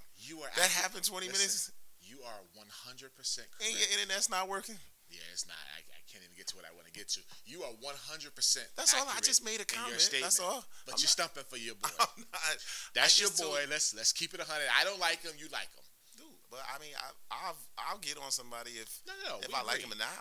I don't know the dude. I understand that you will. It's not like how I would protect you if you said something crazy and somebody came at me. Oh my God. Like you can't be talking about my boss like that. Slow down. I pray that I never say anything crazy. Hulk Hogan. Hulk Hogan's in the news because he decides he wants to sue Gawker. So, you know, Rasul hasn't seen this story at all, but essentially Hulk Hogan is suing Gawker, I guess it's a website, I'm pretty sure, where they apparently have a sex tape of Hulk Hogan where he's sexing one of his friend's wives. So he's suing them for like $100 million. You know, whatever this. $100 million? Yeah. Oh my God. Yeah, he's suing them for like $100 million, and that's fine, right? But while he was doing this, something came out about him having audio. So two things. The first audio I saw, he was on with DJ Who Kid on Sirius Radio. So DJ Who Kid, for those of you who don't know, used to be 50 Cent. So I guess he still is 50 Cent's house DJ. Right, so pretty much when 50 Cent was in his heyday, the rapper, he was out and about with 50 Cent on tour, right? So he was on the show, and essentially what Hulk Hogan was, DJ Who Kid was basically saying, yo, do people ever say, yo, you might end, you know, whatever, around the wrestling world? He was like, yeah, you know, people say it to me, you know, whatever. And, you know, after a while, I started saying it back, you know, whatever. Okay, fine. We've talked about this on some of our platforms here about, you know, that it's a word that has become mainstream in America, right? So you have white kids saying it to white kids and black kids saying it to white kids and blah, blah, blah. However, shout out to Feeway, getting mad over there. Shout out to Feeway 660, get mad. However, there is a faction of people that don't ever want to hear a white person say it to a black person. And again, I think we've talked about the A versus the ER on the end of the word having different meanings, okay? That's fine. So that was that particular audio. But then there's another audio where Hulk Hogan basically ripping The Rock. Called him the N-word. Called him some kind of half or something. because you know The Rock used to wrestle. Dwayne Johnson used to wrestle. Still makes appearances every now and then. Does he really? Yeah, I think as of last year, the year before, definitely. He said that he hates having. Another point, he said, "I hate having to wrestle those ends." He said, "I am a racist. Them effing ends." At one point, supposedly all this stuff is going to be coming out very soon. You know, whatever. So I'm trying to find the bigger portion, and again, yeah, he said, "I guess we're all a little racist. Effing ends," is what he said. But I'm trying to find his daughter, which was to me the bigger thing that he said. And again, why you look for that? Like I said, I don't agree with what Hulk Hogan said, but at least I know who dude is now. So for that, I'll hear it. I'll take it. And if you had kids or nephews and nieces or whatever who were Hulk Hogan fans, yeah, I might be dead in that now. I mean, we grew up watching Hulk Hogan, and I was never a big wrestling fan, but I was. Right, but so Hulk Hogan would have been, he was the 24-inch pythons. That was him. That was Hulk Hogan, right? So yeah, as kids, we were, doing all that. Now, if you know what type of guy he is, and I never had wrestling stuff as a kid, so I used to be heavy into it. Right, there was no money leaving the household for me. Right.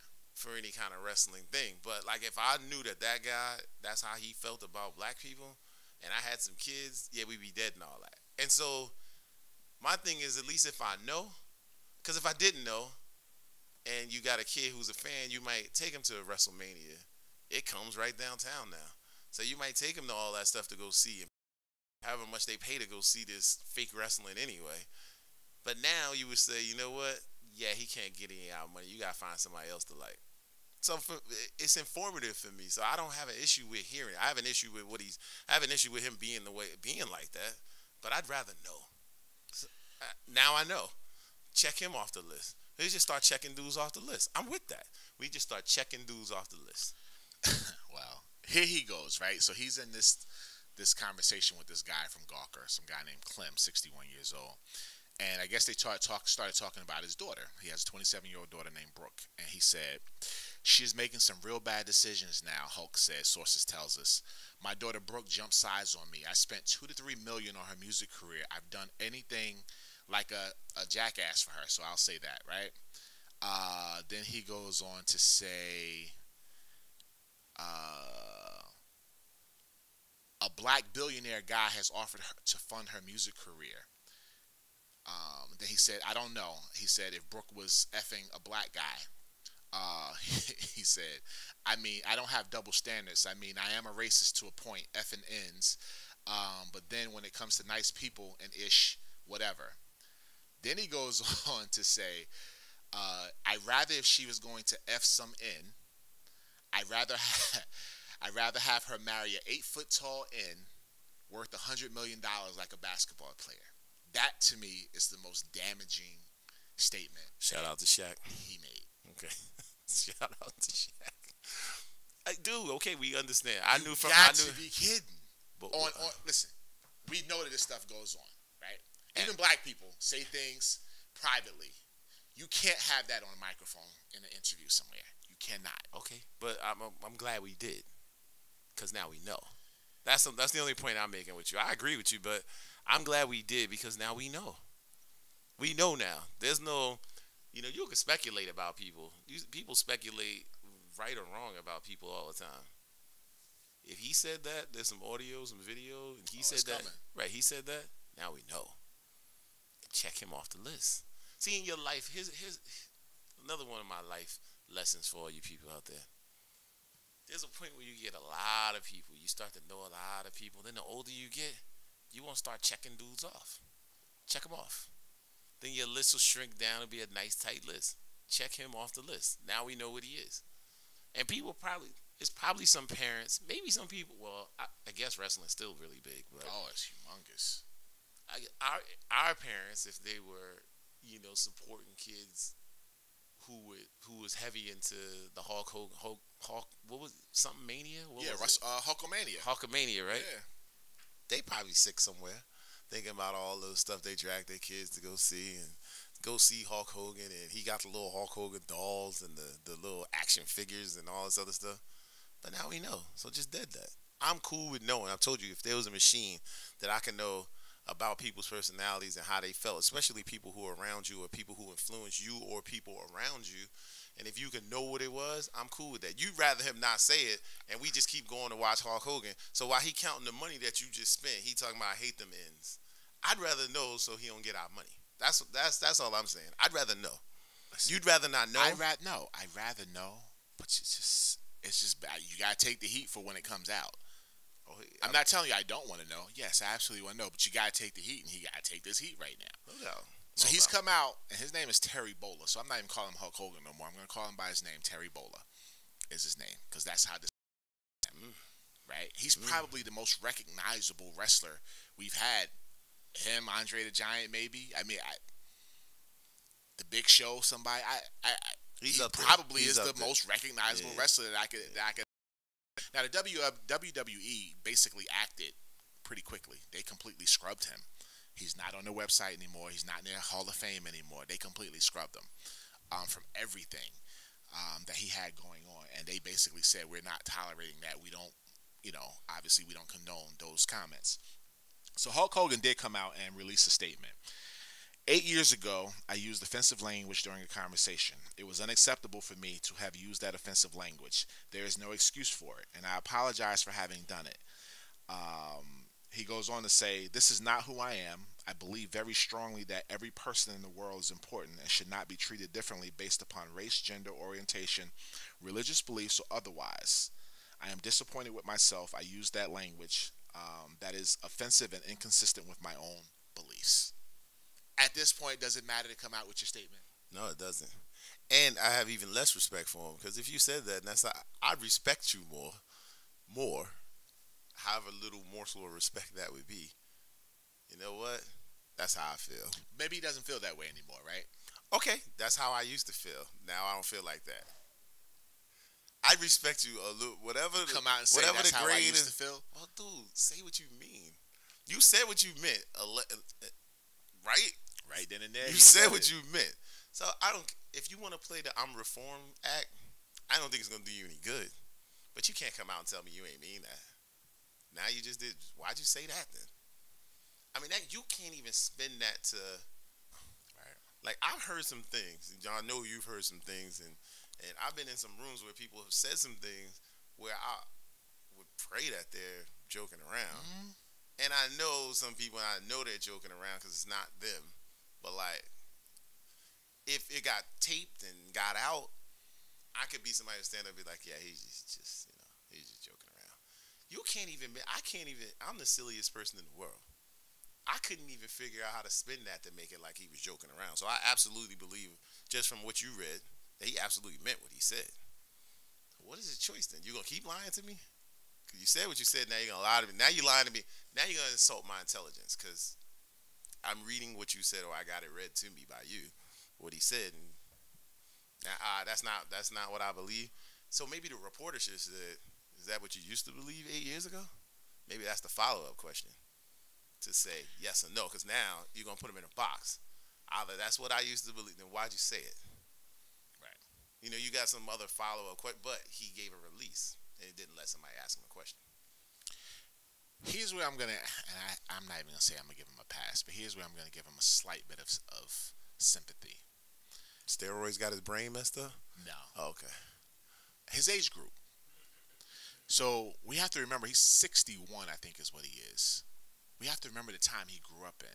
And he grew up in a time where it was okay to think the things that he thought when he was a kid. It was okay to think those things. So you giving Paula Deen a pass? No. Too? Well, I kind of do. I think people of that certain age group probably gets a little bit, and I mean, I hate to even say it because I'm probably sounding crazy, but I understand. You sound a little crazy. Yeah, but I understand where it's coming from because they grew up at a time where it was okay to be, and the world has changed, and they probably have changed, but it doesn't necessarily mean they've completely changed. I think that our generation, if somebody was saying it in our generation, I can't give them a pass at all because I think we grew up with a little bit, and each year it gets a little bit better. But with that social segregation that he referenced, with his daughter and who she dates, right? that's still how he feels. Again, I understand where it's coming from because back when he was a kid, that was a no-no. That was an absolute no-no. Yeah. There was no way that there was going to be some black dude coming to his house to pick at that time. Right, it's a totally different time. I beat the drum for Cal and Cal Hurd, and I'm not beating the drum for him by no means.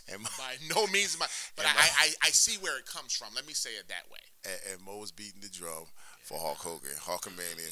Anybody got an old Hulk Hogan action figure? Send that in to Mo. All right, we'll be back. Got some questions for Mo after the break. These sort of be quite entertaining. It's referencing ESPN suspensions since he's Mo is the disciplinarian out there. So let's see if he agrees with some of these suspensions. If he can guess who got what. We'll be back. I got money in my pocket and I just can't get no love. I'm gonna use a rubber glove.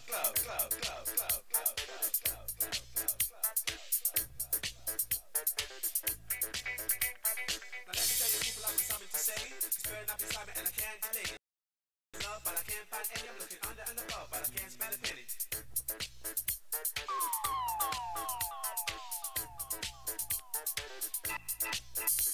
Got money in my pocket to buy silver shoes. I got money in my pocket to buy plenty of booze. I got plenty of money to buy lots of honey. But really what I need is love for my money.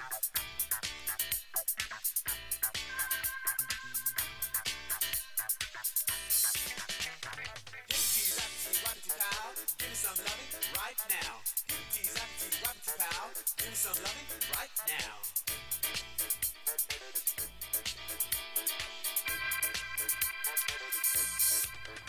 I got money in my pocket and I just can't get no love from heaven above. I got money in my pocket and I just can't get no love. I'm gonna use a rubber glove.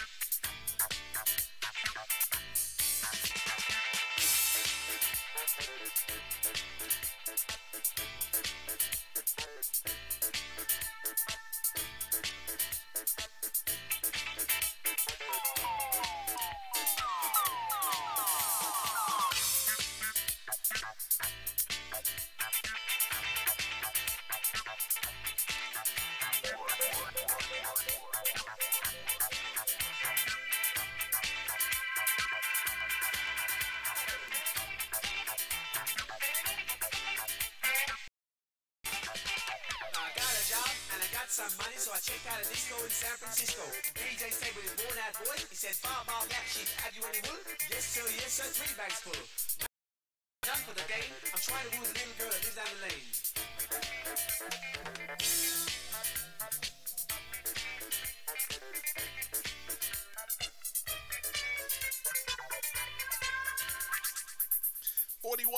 41 minutes after the hour, we're back to the In Full Disclosure show. You guys are 19 minutes away from Fully Disclosed. Mr. Breeze DBL is going to put down, and I don't know what song that was I was listening to. It clearly was a hip-hop song from the early 80s or 70s. I've never heard that song, I don't think, or I don't remember. You need that in your life? Do I need that in my life? Nah, I don't think so. I'm probably going to pass on that one. Because, I have no idea where that came from. What if Jay remixed it? Yeah, probably not. Oh, there's some songs about Jay I like. It ain't many. I think he's the GOAT. But it ain't many. But there's some songs out there that I don't like about him. All right, so you said you got some questions for me. All right, so since we were talking about suspensions and I was trying to pull this up, it would have been perfect if we went in last segment, but we'll try to bridge that gap and make it work. I'm gonna read you the statement that was made by ESPN employee. Okay. I want you to tell me if you can tell me who said it, and if you can guess the length of the suspension, which would be tough for you to do that. Because even when I was reading it, I was like, I knew some of the people, but the suspension. Right. I'm always saying 30 days. That's just, it's like picking C on one of those standardized tests. Just C. Okay. Just whatever. Fair enough. All right. Here's a quote. Hannah Storm in a horrifying outfit today. And I'm not going to read it all. I'll just skip around a little bit. She's got on red go-go boots and a Catholic school plaid skirt. Way too short for somebody in her 40s or maybe early 50s by now. She was 47. She's got on her typically very, very tight shirt. She looks like she has sausage casing wrapping around her upper body. I know she's very good, and I'm not supposed to be critical of ESPN people, so I won't. This is what he says. So I'm not supposed to be critical, so I won't. After he just said all that, but Hannah Storm, come on now, stop. What are you doing? She's what I would call a Holden Caulfield fantasy at this point. It's got to be Colin Cowherd. You have a guess on this, Steve? It's got nobody else has enough gumption. You sure? On ESPN. And this person works for ESPN? Yes. No, you got me on that one. Who else would actually say that? Yeah, I have no idea who else would, or even be in position to say it outside of Colin Cowherd. Kornheiser. Tony Kornheiser? Yep. Wow. Oh, that's totally out of character for him. Yeah, it really is. I'm stunned. He went in. Wow. She looks like she has sausage casing wrapping around. He got 6 months? 2-week radio and TV suspension. Oh, he should have got 6 months for that. All right. Because that's an employee going against another employee, and he was very descriptive about her. Yeah, he probably should have got 6 months for that. Lupica is an insecure, mean-spirited busybody. He's upset because I put a clown suit on him on that show, and in a follow-up column I wrote on ESPN. He's a little disingenuous. Let's go a little further. I guess no one informed Mike that the E in ESPN stood for entertainment. Oh, this is the part you like. I know who this is, too. I'm almost positive. Go ahead. Here's the part you're going to like. The little fella probably won't let the producer have me back on the show again. That's cool. Jason Whitlock. Jason Whitlock. What was his suspension? A day. Banished from the show and appearing on ESPN. This is when he left and he just got back. Really? Yep. They banished him for that? But they didn't banish Kornheiser for making that statement about her looking like she has sausage casings? Kornheiser gets checks over there. Kornheiser gets them checks over there. Yeah, PTI is probably one of their biggest shows. I agree. It's a great show, but that statement was horrible. And he was talking about a woman. I'm an African American in America. That'll never change. To get to the good stuff. I don't want to be defined by that. Right as they're gonna put on an African American. Just trying to get this one so long. We're always trying to find similarities in life, no matter what it is. So they're gonna try to put you in a box with other African American quarterbacks: Vic, Newton, Randall, Cunningham, Warren Moon. That's the goal. Just go out and not try to prove anybody wrong, but just let your talents speak for themselves. We keep hearing this, so it makes me wonder deeper about him. Do you know who he's talking about? If I read this next part, you're definitely going to know. No clue at this point. So it sounds like you're talking about a player. No, I'm talking, well, okay, I'm going to read the parts going to give it away. He's kind of black, but he's not really the guy you want to hang out with. He's off to something else. We all know he has a white fiance. You know who it is, right? People always talk about how he's Republican. There's no information at all. I'm just trying to dig deeper into why he has an issue. So wait. Is this an ESPN personality? Yes. Talking about a player? Yeah. If I tell you the player he's talking about, you're going to know. So is the player the kid down in Washington? The player is the It's kid the quarterback in Washington? Yeah. The guy who Griffin. ain't that good. Robert Griffin. That guy who ain't that good. I wanted to make sure I said that again. Yes. But yeah, that guy. I have no idea who made the statement. Rob Parker. Oh, I forgot about Rob Parker. Yep, Rob Parker. That's when he got gone for good? Suspended for 30 days before his suspension ended. ESPN let his contract expire. Here's a good one. And this is what it says. Clearly there was no malicious intent, but he used the phrase chink in the armor. Oh, I remember that. When he was talking about Jeremy Lin. I forgot who said it. I remembered it. I saw it when it happened live. Did you? Yeah, I can't remember who said it, though. Max Bretos. One of the anchors. Yeah, the anchors. I was watching it when he said it. 30 days. He got 30 days for that? He got 30. And that kind of shows you, right? Kornheiser said at least that bad, right? It was worse. Right. 2 weeks. 30 days max, you knew. You kind of knew. Take this month off. Lucky he didn't get fired. Think about what you said. I like had no cachet there at that time. All right. Show fellow employees a camera phone shot of his penis. An ESPN employee? Showing people his stuff on his phone.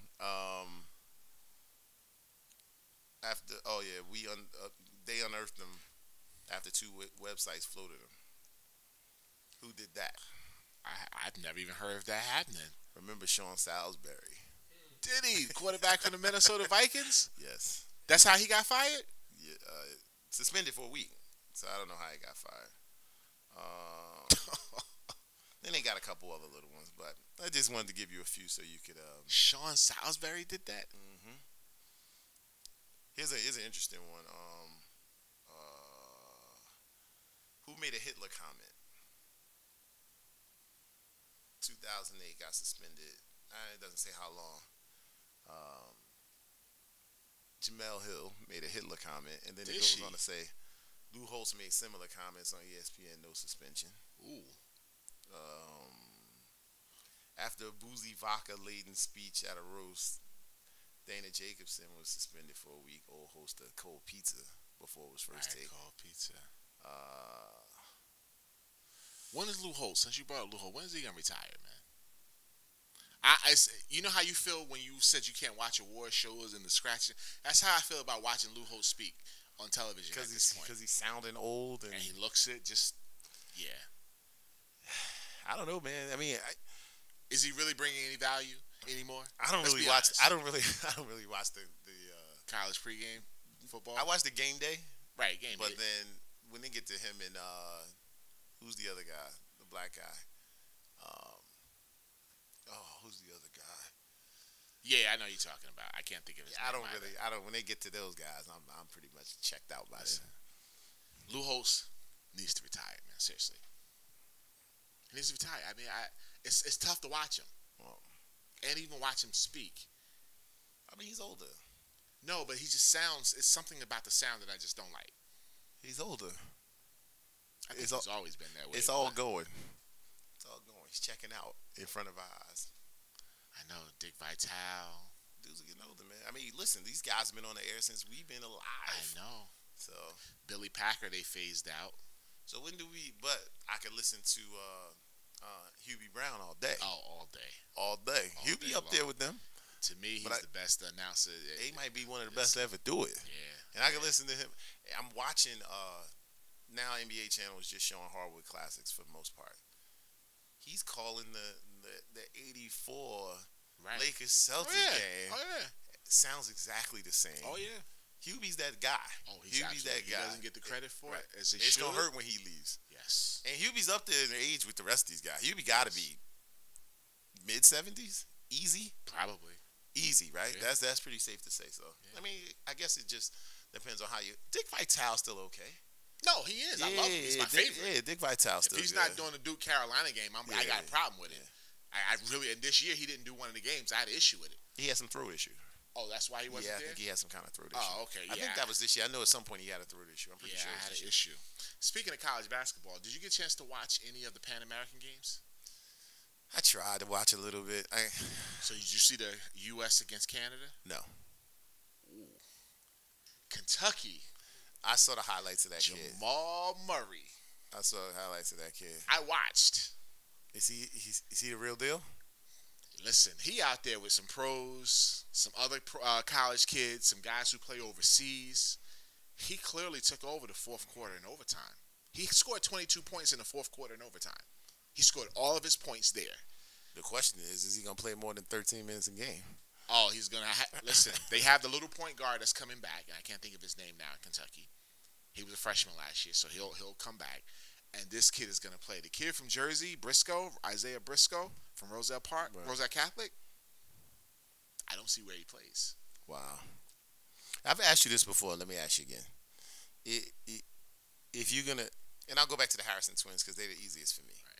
You the Harrison twins, you go to Kentucky originally? Yes. If Coach Cal is honest and he's talking about how he's rotating players, I probably don't. I think he's changing his rotation up, though. Right. I heard him say that he's not going to do what he did The before. whole 5 and 5. Right. But I don't know if I go there. Yeah, I'm absolutely going there. Like, I go somewhere and dominate. If I go somewhere and dominate, right? They thought they were going to dominate there. I go somewhere where I know I'm going to dominate. And if I have pro aspirations, I'm probably out after my freshman year. Go in here and put up some monster numbers where I still have what happened was they stayed till junior year. What was the sophomore year they left? Was that the second year? Yeah, second year. Then you kind of knew what they're going to be.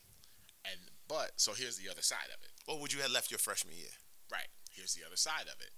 You go there, you can lean on the fact that if you do have flaws, but you can lean on the fact that, yeah, I was only playing 23 minutes a night, and I was still getting 9 points a game or 10 points a game. Imagine if I were playing 38 minutes a night.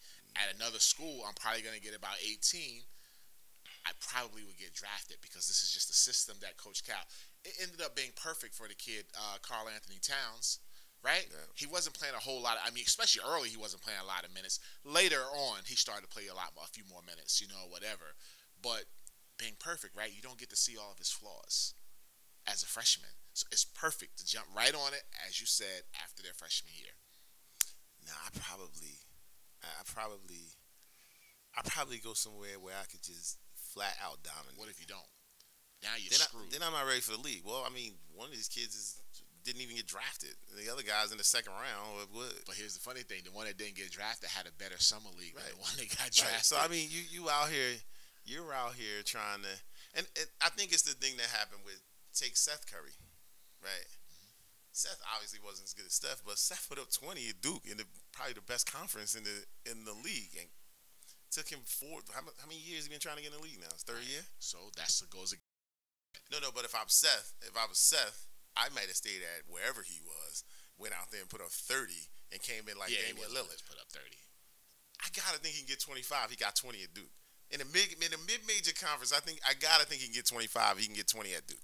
I don't know because I don't think he was that much better than anybody. I just think he was at Duke. He was able to get 20 because of the system. I just don't think he was that much better than the other players. He could shoot, so it doesn't matter where he is. He can shoot. But wait, I can shoot, and if I'm on the same trajectory, because we didn't know anything about Steph's handle, right? So if I can shoot it almost like Steph, I'm not saying he shooting it like Steph, but he can shoot it. I believe he probably shoots it just as well. And if I'm a GM, I'm saying I'm happy with Sacramento picking him. I'm saying, if I got 3/4 of Steph, I did all right. So for me, yep, Steph had the blueprint, and it wasn't intentional. He only got picked by Davidson, right? But he went out to Davidson. He had a run in the NCAA tournament. He put together 3-4 games of spectacular basketball. Was a top 10 draft. Yeah, but how often does that happen? Damian Lillard did it. Right. How often though? One out of a draft. If Steph goes to Kentucky, he's another guy out there. He probably would have been a first-round draft pick, or he's gonna be. He's the same kid Booker that just got drafted. You can't tell me Booker's a better shooter than him. He's the exact same. I think Booker's a little bigger than him. That's why. Yeah, he is. Yeah, I think he's Booker's the same kid bigger. Booker, the exact same guy. I don't know. I'm going where I could go. I'm going to dominate, man. If I 20 a game in college is dominating. In today's college game, it's right, but dominating. again, if you do it in your senior year, Devin Booker, we're saying we think there's some more. We think we know what Steph's gonna be. So that's what I mean. If you go dominate freshman, maybe sophomore year, and then you're out, there may still be some upside. Frank Kaminsky, like, and I don't know who I was listening to who brought it up, who said if we never saw Frank Kaminsky, he was just some dude overseas putting up numbers that he put up. They talking about 7-foot white dude could shoot from outside, whatever. Might have been a top 10 pick. He was 9 anyway, right? But he might have been 9. He might have been a higher, and he went higher than most people thought he was gonna go. Yeah, MJ wanted him. Right. But he probably would have been more coveted because of the unknown. But because we got to see him for 4 years, you're kind of like, yeah, is this who he going to be? Maybe 12. Be happy you get 12 points a game. And because we saw him for 4 years. So I got to go out here and get it early and then get it. And a lot of the kids who get drafted, the kid from Syracuse you said don't go last year, who's the little point guard? He can't get on the floor anywhere, but he got first-round money. He stole it, right? That's what I had to do. I had to go out there and steal that. Stealing. I have to go out there and steal that. Jamal Murray, man. I'm going to keep an eye on him, man. Jamal Murray. He playing with pros on his team. He had 2 pros on his team. Andrew Nichols, 6'4". Got a little hop. I'll show you a little preview during the after when Breeze comes on. But he had Anthony Bennett, number 1 pick in the NBA draft 2 years ago. And he had the kid Andrew Nichols from Orlando. So he had 2 pros on his team. Nichols had 31. But this kid dominated the fourth quarter and dominated it. Every big shot at 18. Is Anthony Bennett done? No, he's not done. I actually think Anthony Bennett is going to be a pretty serviceable NBA player. I think he'll be around 10, 12 years. I just think he needs to find what he is because I don't know if he's a 3 or a 4. He's in a 4 his body, but he might be a 3 because he's not really a banger. I think they just got to find is he Brandon Bass? Right? It's probably who he is. He's that, or is he Paul Millsap? You know, is he that Paul. guy? He ain't Paul. Right. Well, Paul developed into that. Okay. Right? Paul didn't come in being that. He developed into that over the last probably 3-4 years. Did I say ain't? He's not Paul. I'm sorry. Right. So, but I think he has to figure out who he is. And, you know, this first contract is going to be a bust. He looks like a bust. But I think if he works out, and he looks like he's in great shape. Like, it's the first time I've seen him look really good physically. I think he might end up being a very serviceable player. Here's another question I want to ask you. And Yes. I'm glad we're talking about Anthony Bennett. It's going to make me talk about Summer League a little bit. How do you feel as a player if you're a 4th-year player and they're still sending you to Summer League? Well, wait a minute. Let me say this. Am I a 4th-year player with the contract, or am I trying to make the roster? You a 4th-year player with a contract. Yeah, I got a problem with that. I'm going. You're absolutely going. I'm not even giving them any flack about it. But, yeah, I'm not happy about it. If I still got to go and try and prove myself and I got a contract. Just curious. There was I can't remember the kid's name. He's at least 3rd year, but he was a first-round draft pick who was playing out in the Summer League. And I was like, wow, you're still in Summer League. I believe it. Did you see did you watch the video of Katino Mobley? I did. Did you see how white his beard was? Yeah. I have a cousin who was like almost totally white at 15. At 15? Yeah. God bless him. My cousin Keith. Yeah, it's like he shaved his head, I hope. Now he's shaved. Yeah. I would have shaved it at 15. I think my grades are distinguishing. I like my grades. You don't want any grades, huh? Nah, I got accused yesterday of using Just for Men. The Grecian formula. Like, the Grecian formula.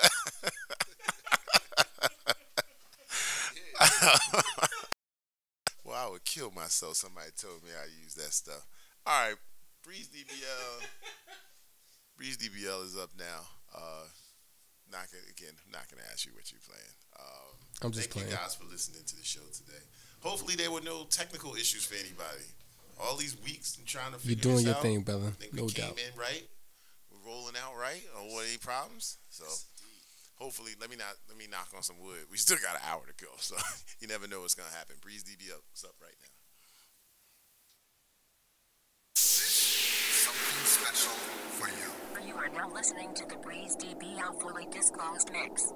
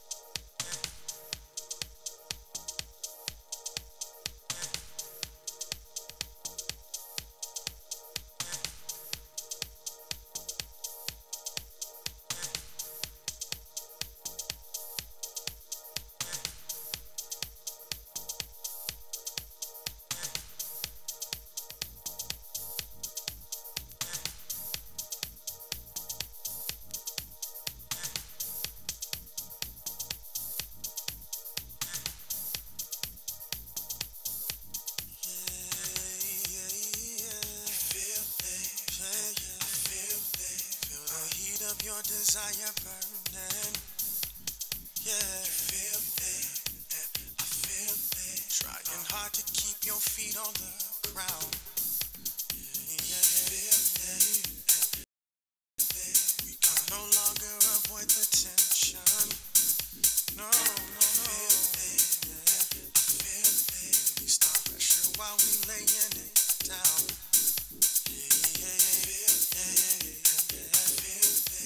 The heat of your desire burning. Oh, trying hard to keep your feet on the ground. Yeah,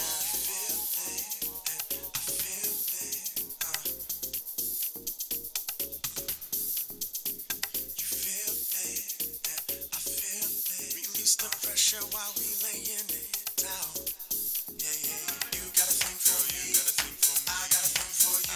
So now that we got this moment, what are we gonna do? What we gonna do? What we gonna do? What we gonna do? What we gonna do? What we gonna do? What we gonna do? What we gonna do? What we gonna do? Girl, you got a thing for me, I got a thing for you. So now that we got this moment, what are we gonna do? What we gonna do? What we gonna do? What we gonna do? What we gonna do? What we gonna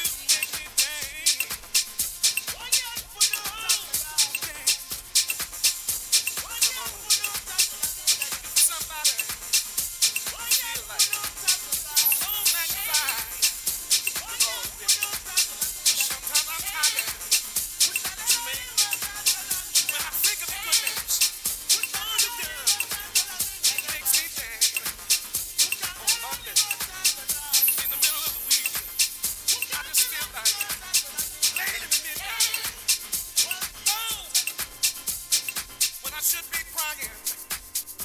You make me wanna dance. Hey, oh, oh, oh. Look at me, feel like dancing. Hey, I wanna dance. You make these bones rejoice. I feel like it. Hey, oh, every day when I should be crying, you make me wanna dance. Even in the bad times, in the sad times, I wanna dance.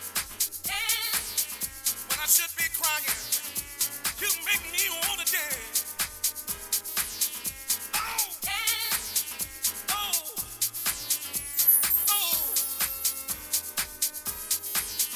Let's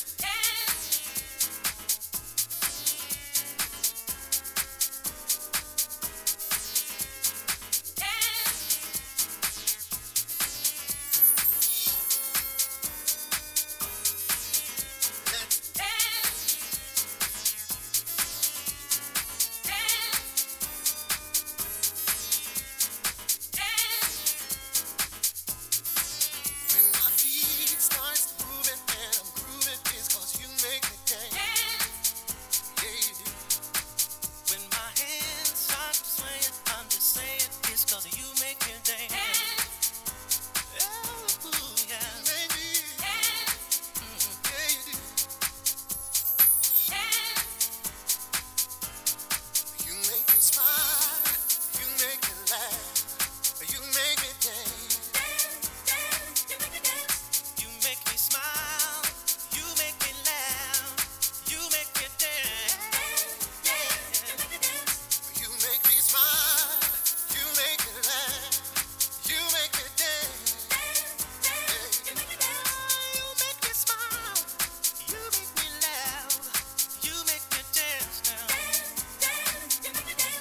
You make me, yeah, you do. Just like baby, you make You me make dance. me, Makes me yeah, dance. you You do. any way you love me, just makes me dance. Ooh, Makes me yeah, dance. yeah, Nothing more to say, let's just hey, dance. yeah, Lord. Makes me dance. You make hallelujah, you make me When I think about your goodness, others notice how that it makes me dance. Yeah, makes me dance. oh yeah. Just like baby, you make me When I see all you do and your love's proven, that's why it makes me dance. makes me dance. Just like baby, you make me dance. Hey, Makes me dance. Yeah. The way you love me just makes me dance. Makes me dance. The way you love me just makes me make me dance. smile, you make me laugh, you make me dance. You make me dance. You make me believe everybody else believes. You make me dance. You make me dance. Oh, dance, Makes me dance. come on, Just like baby, you make me dance. somebody. Makes me dance. You make the way you love me just makes me dance. Oh, magnify Makes me the dance. Lord with me. Nothing more to say, let's just dance. Sometimes I'm tired Makes me dance. You You make- make hallelujah, you make me when I dance. think of your goodness. Makes me All dance. you've done, Just like baby, you make me it makes me dance. Makes me dance. Oh, You make the way you love me just makes me In the dance. middle of the week, Makes me I dance. just feel like Nothing more to say, let's just late in dance. the midnight Makes me dance. You make hallelujah, you make me smile. when I should be crying. You make me laugh. You make me wanna dance. Yeah. You make me smile. Oh, You make me laugh. oh, You make me dance. oh. You make me dance. Look at me, You make me smile. look at me. You make me laugh. Feel like You dancing. make me dance. Hey, You make me I dance. wanna dance. You make me smile. You make these bones You rejoice. make me laugh. I feel like it. You make me dance. You make me dance. Oh, You make me smile. every day You make me laugh. when I should be crying. You make me dance. You make me wanna dance. You make me dance. Even in the bad times, even in the sad times, I wanna dance. When I should be crying, you make me wanna dance. Oh, oh,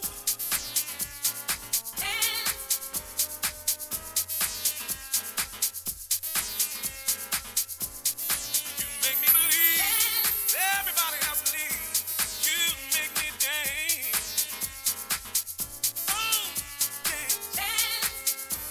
Come on, looking for somebody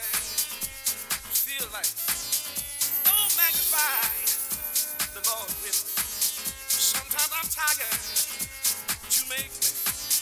When I think of the goodness, all you've done, it makes me dance.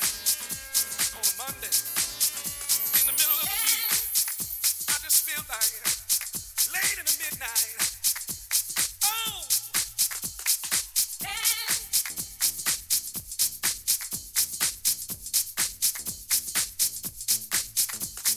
When I should be crying, you make me wanna dance.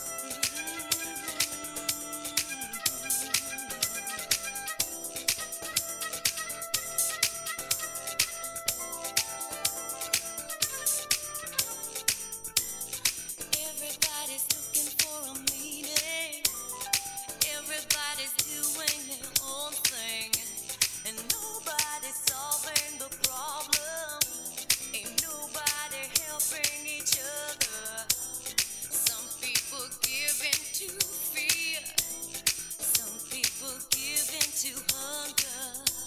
Some of us live for future. And some of us wonder. Give a little light, give a little love. Maybe there's enough for everyone.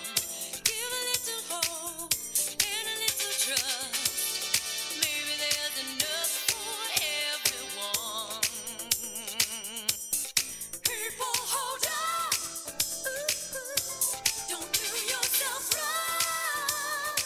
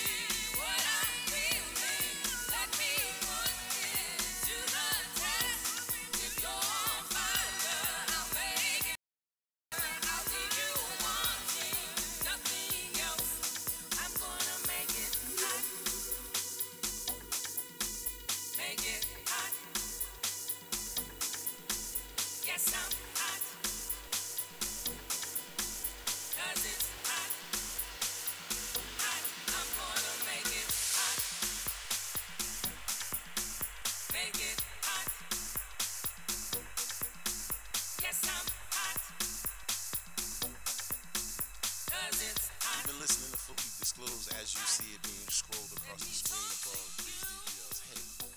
We will be back next week, hopefully. You guys have a safe weekend and enjoy it.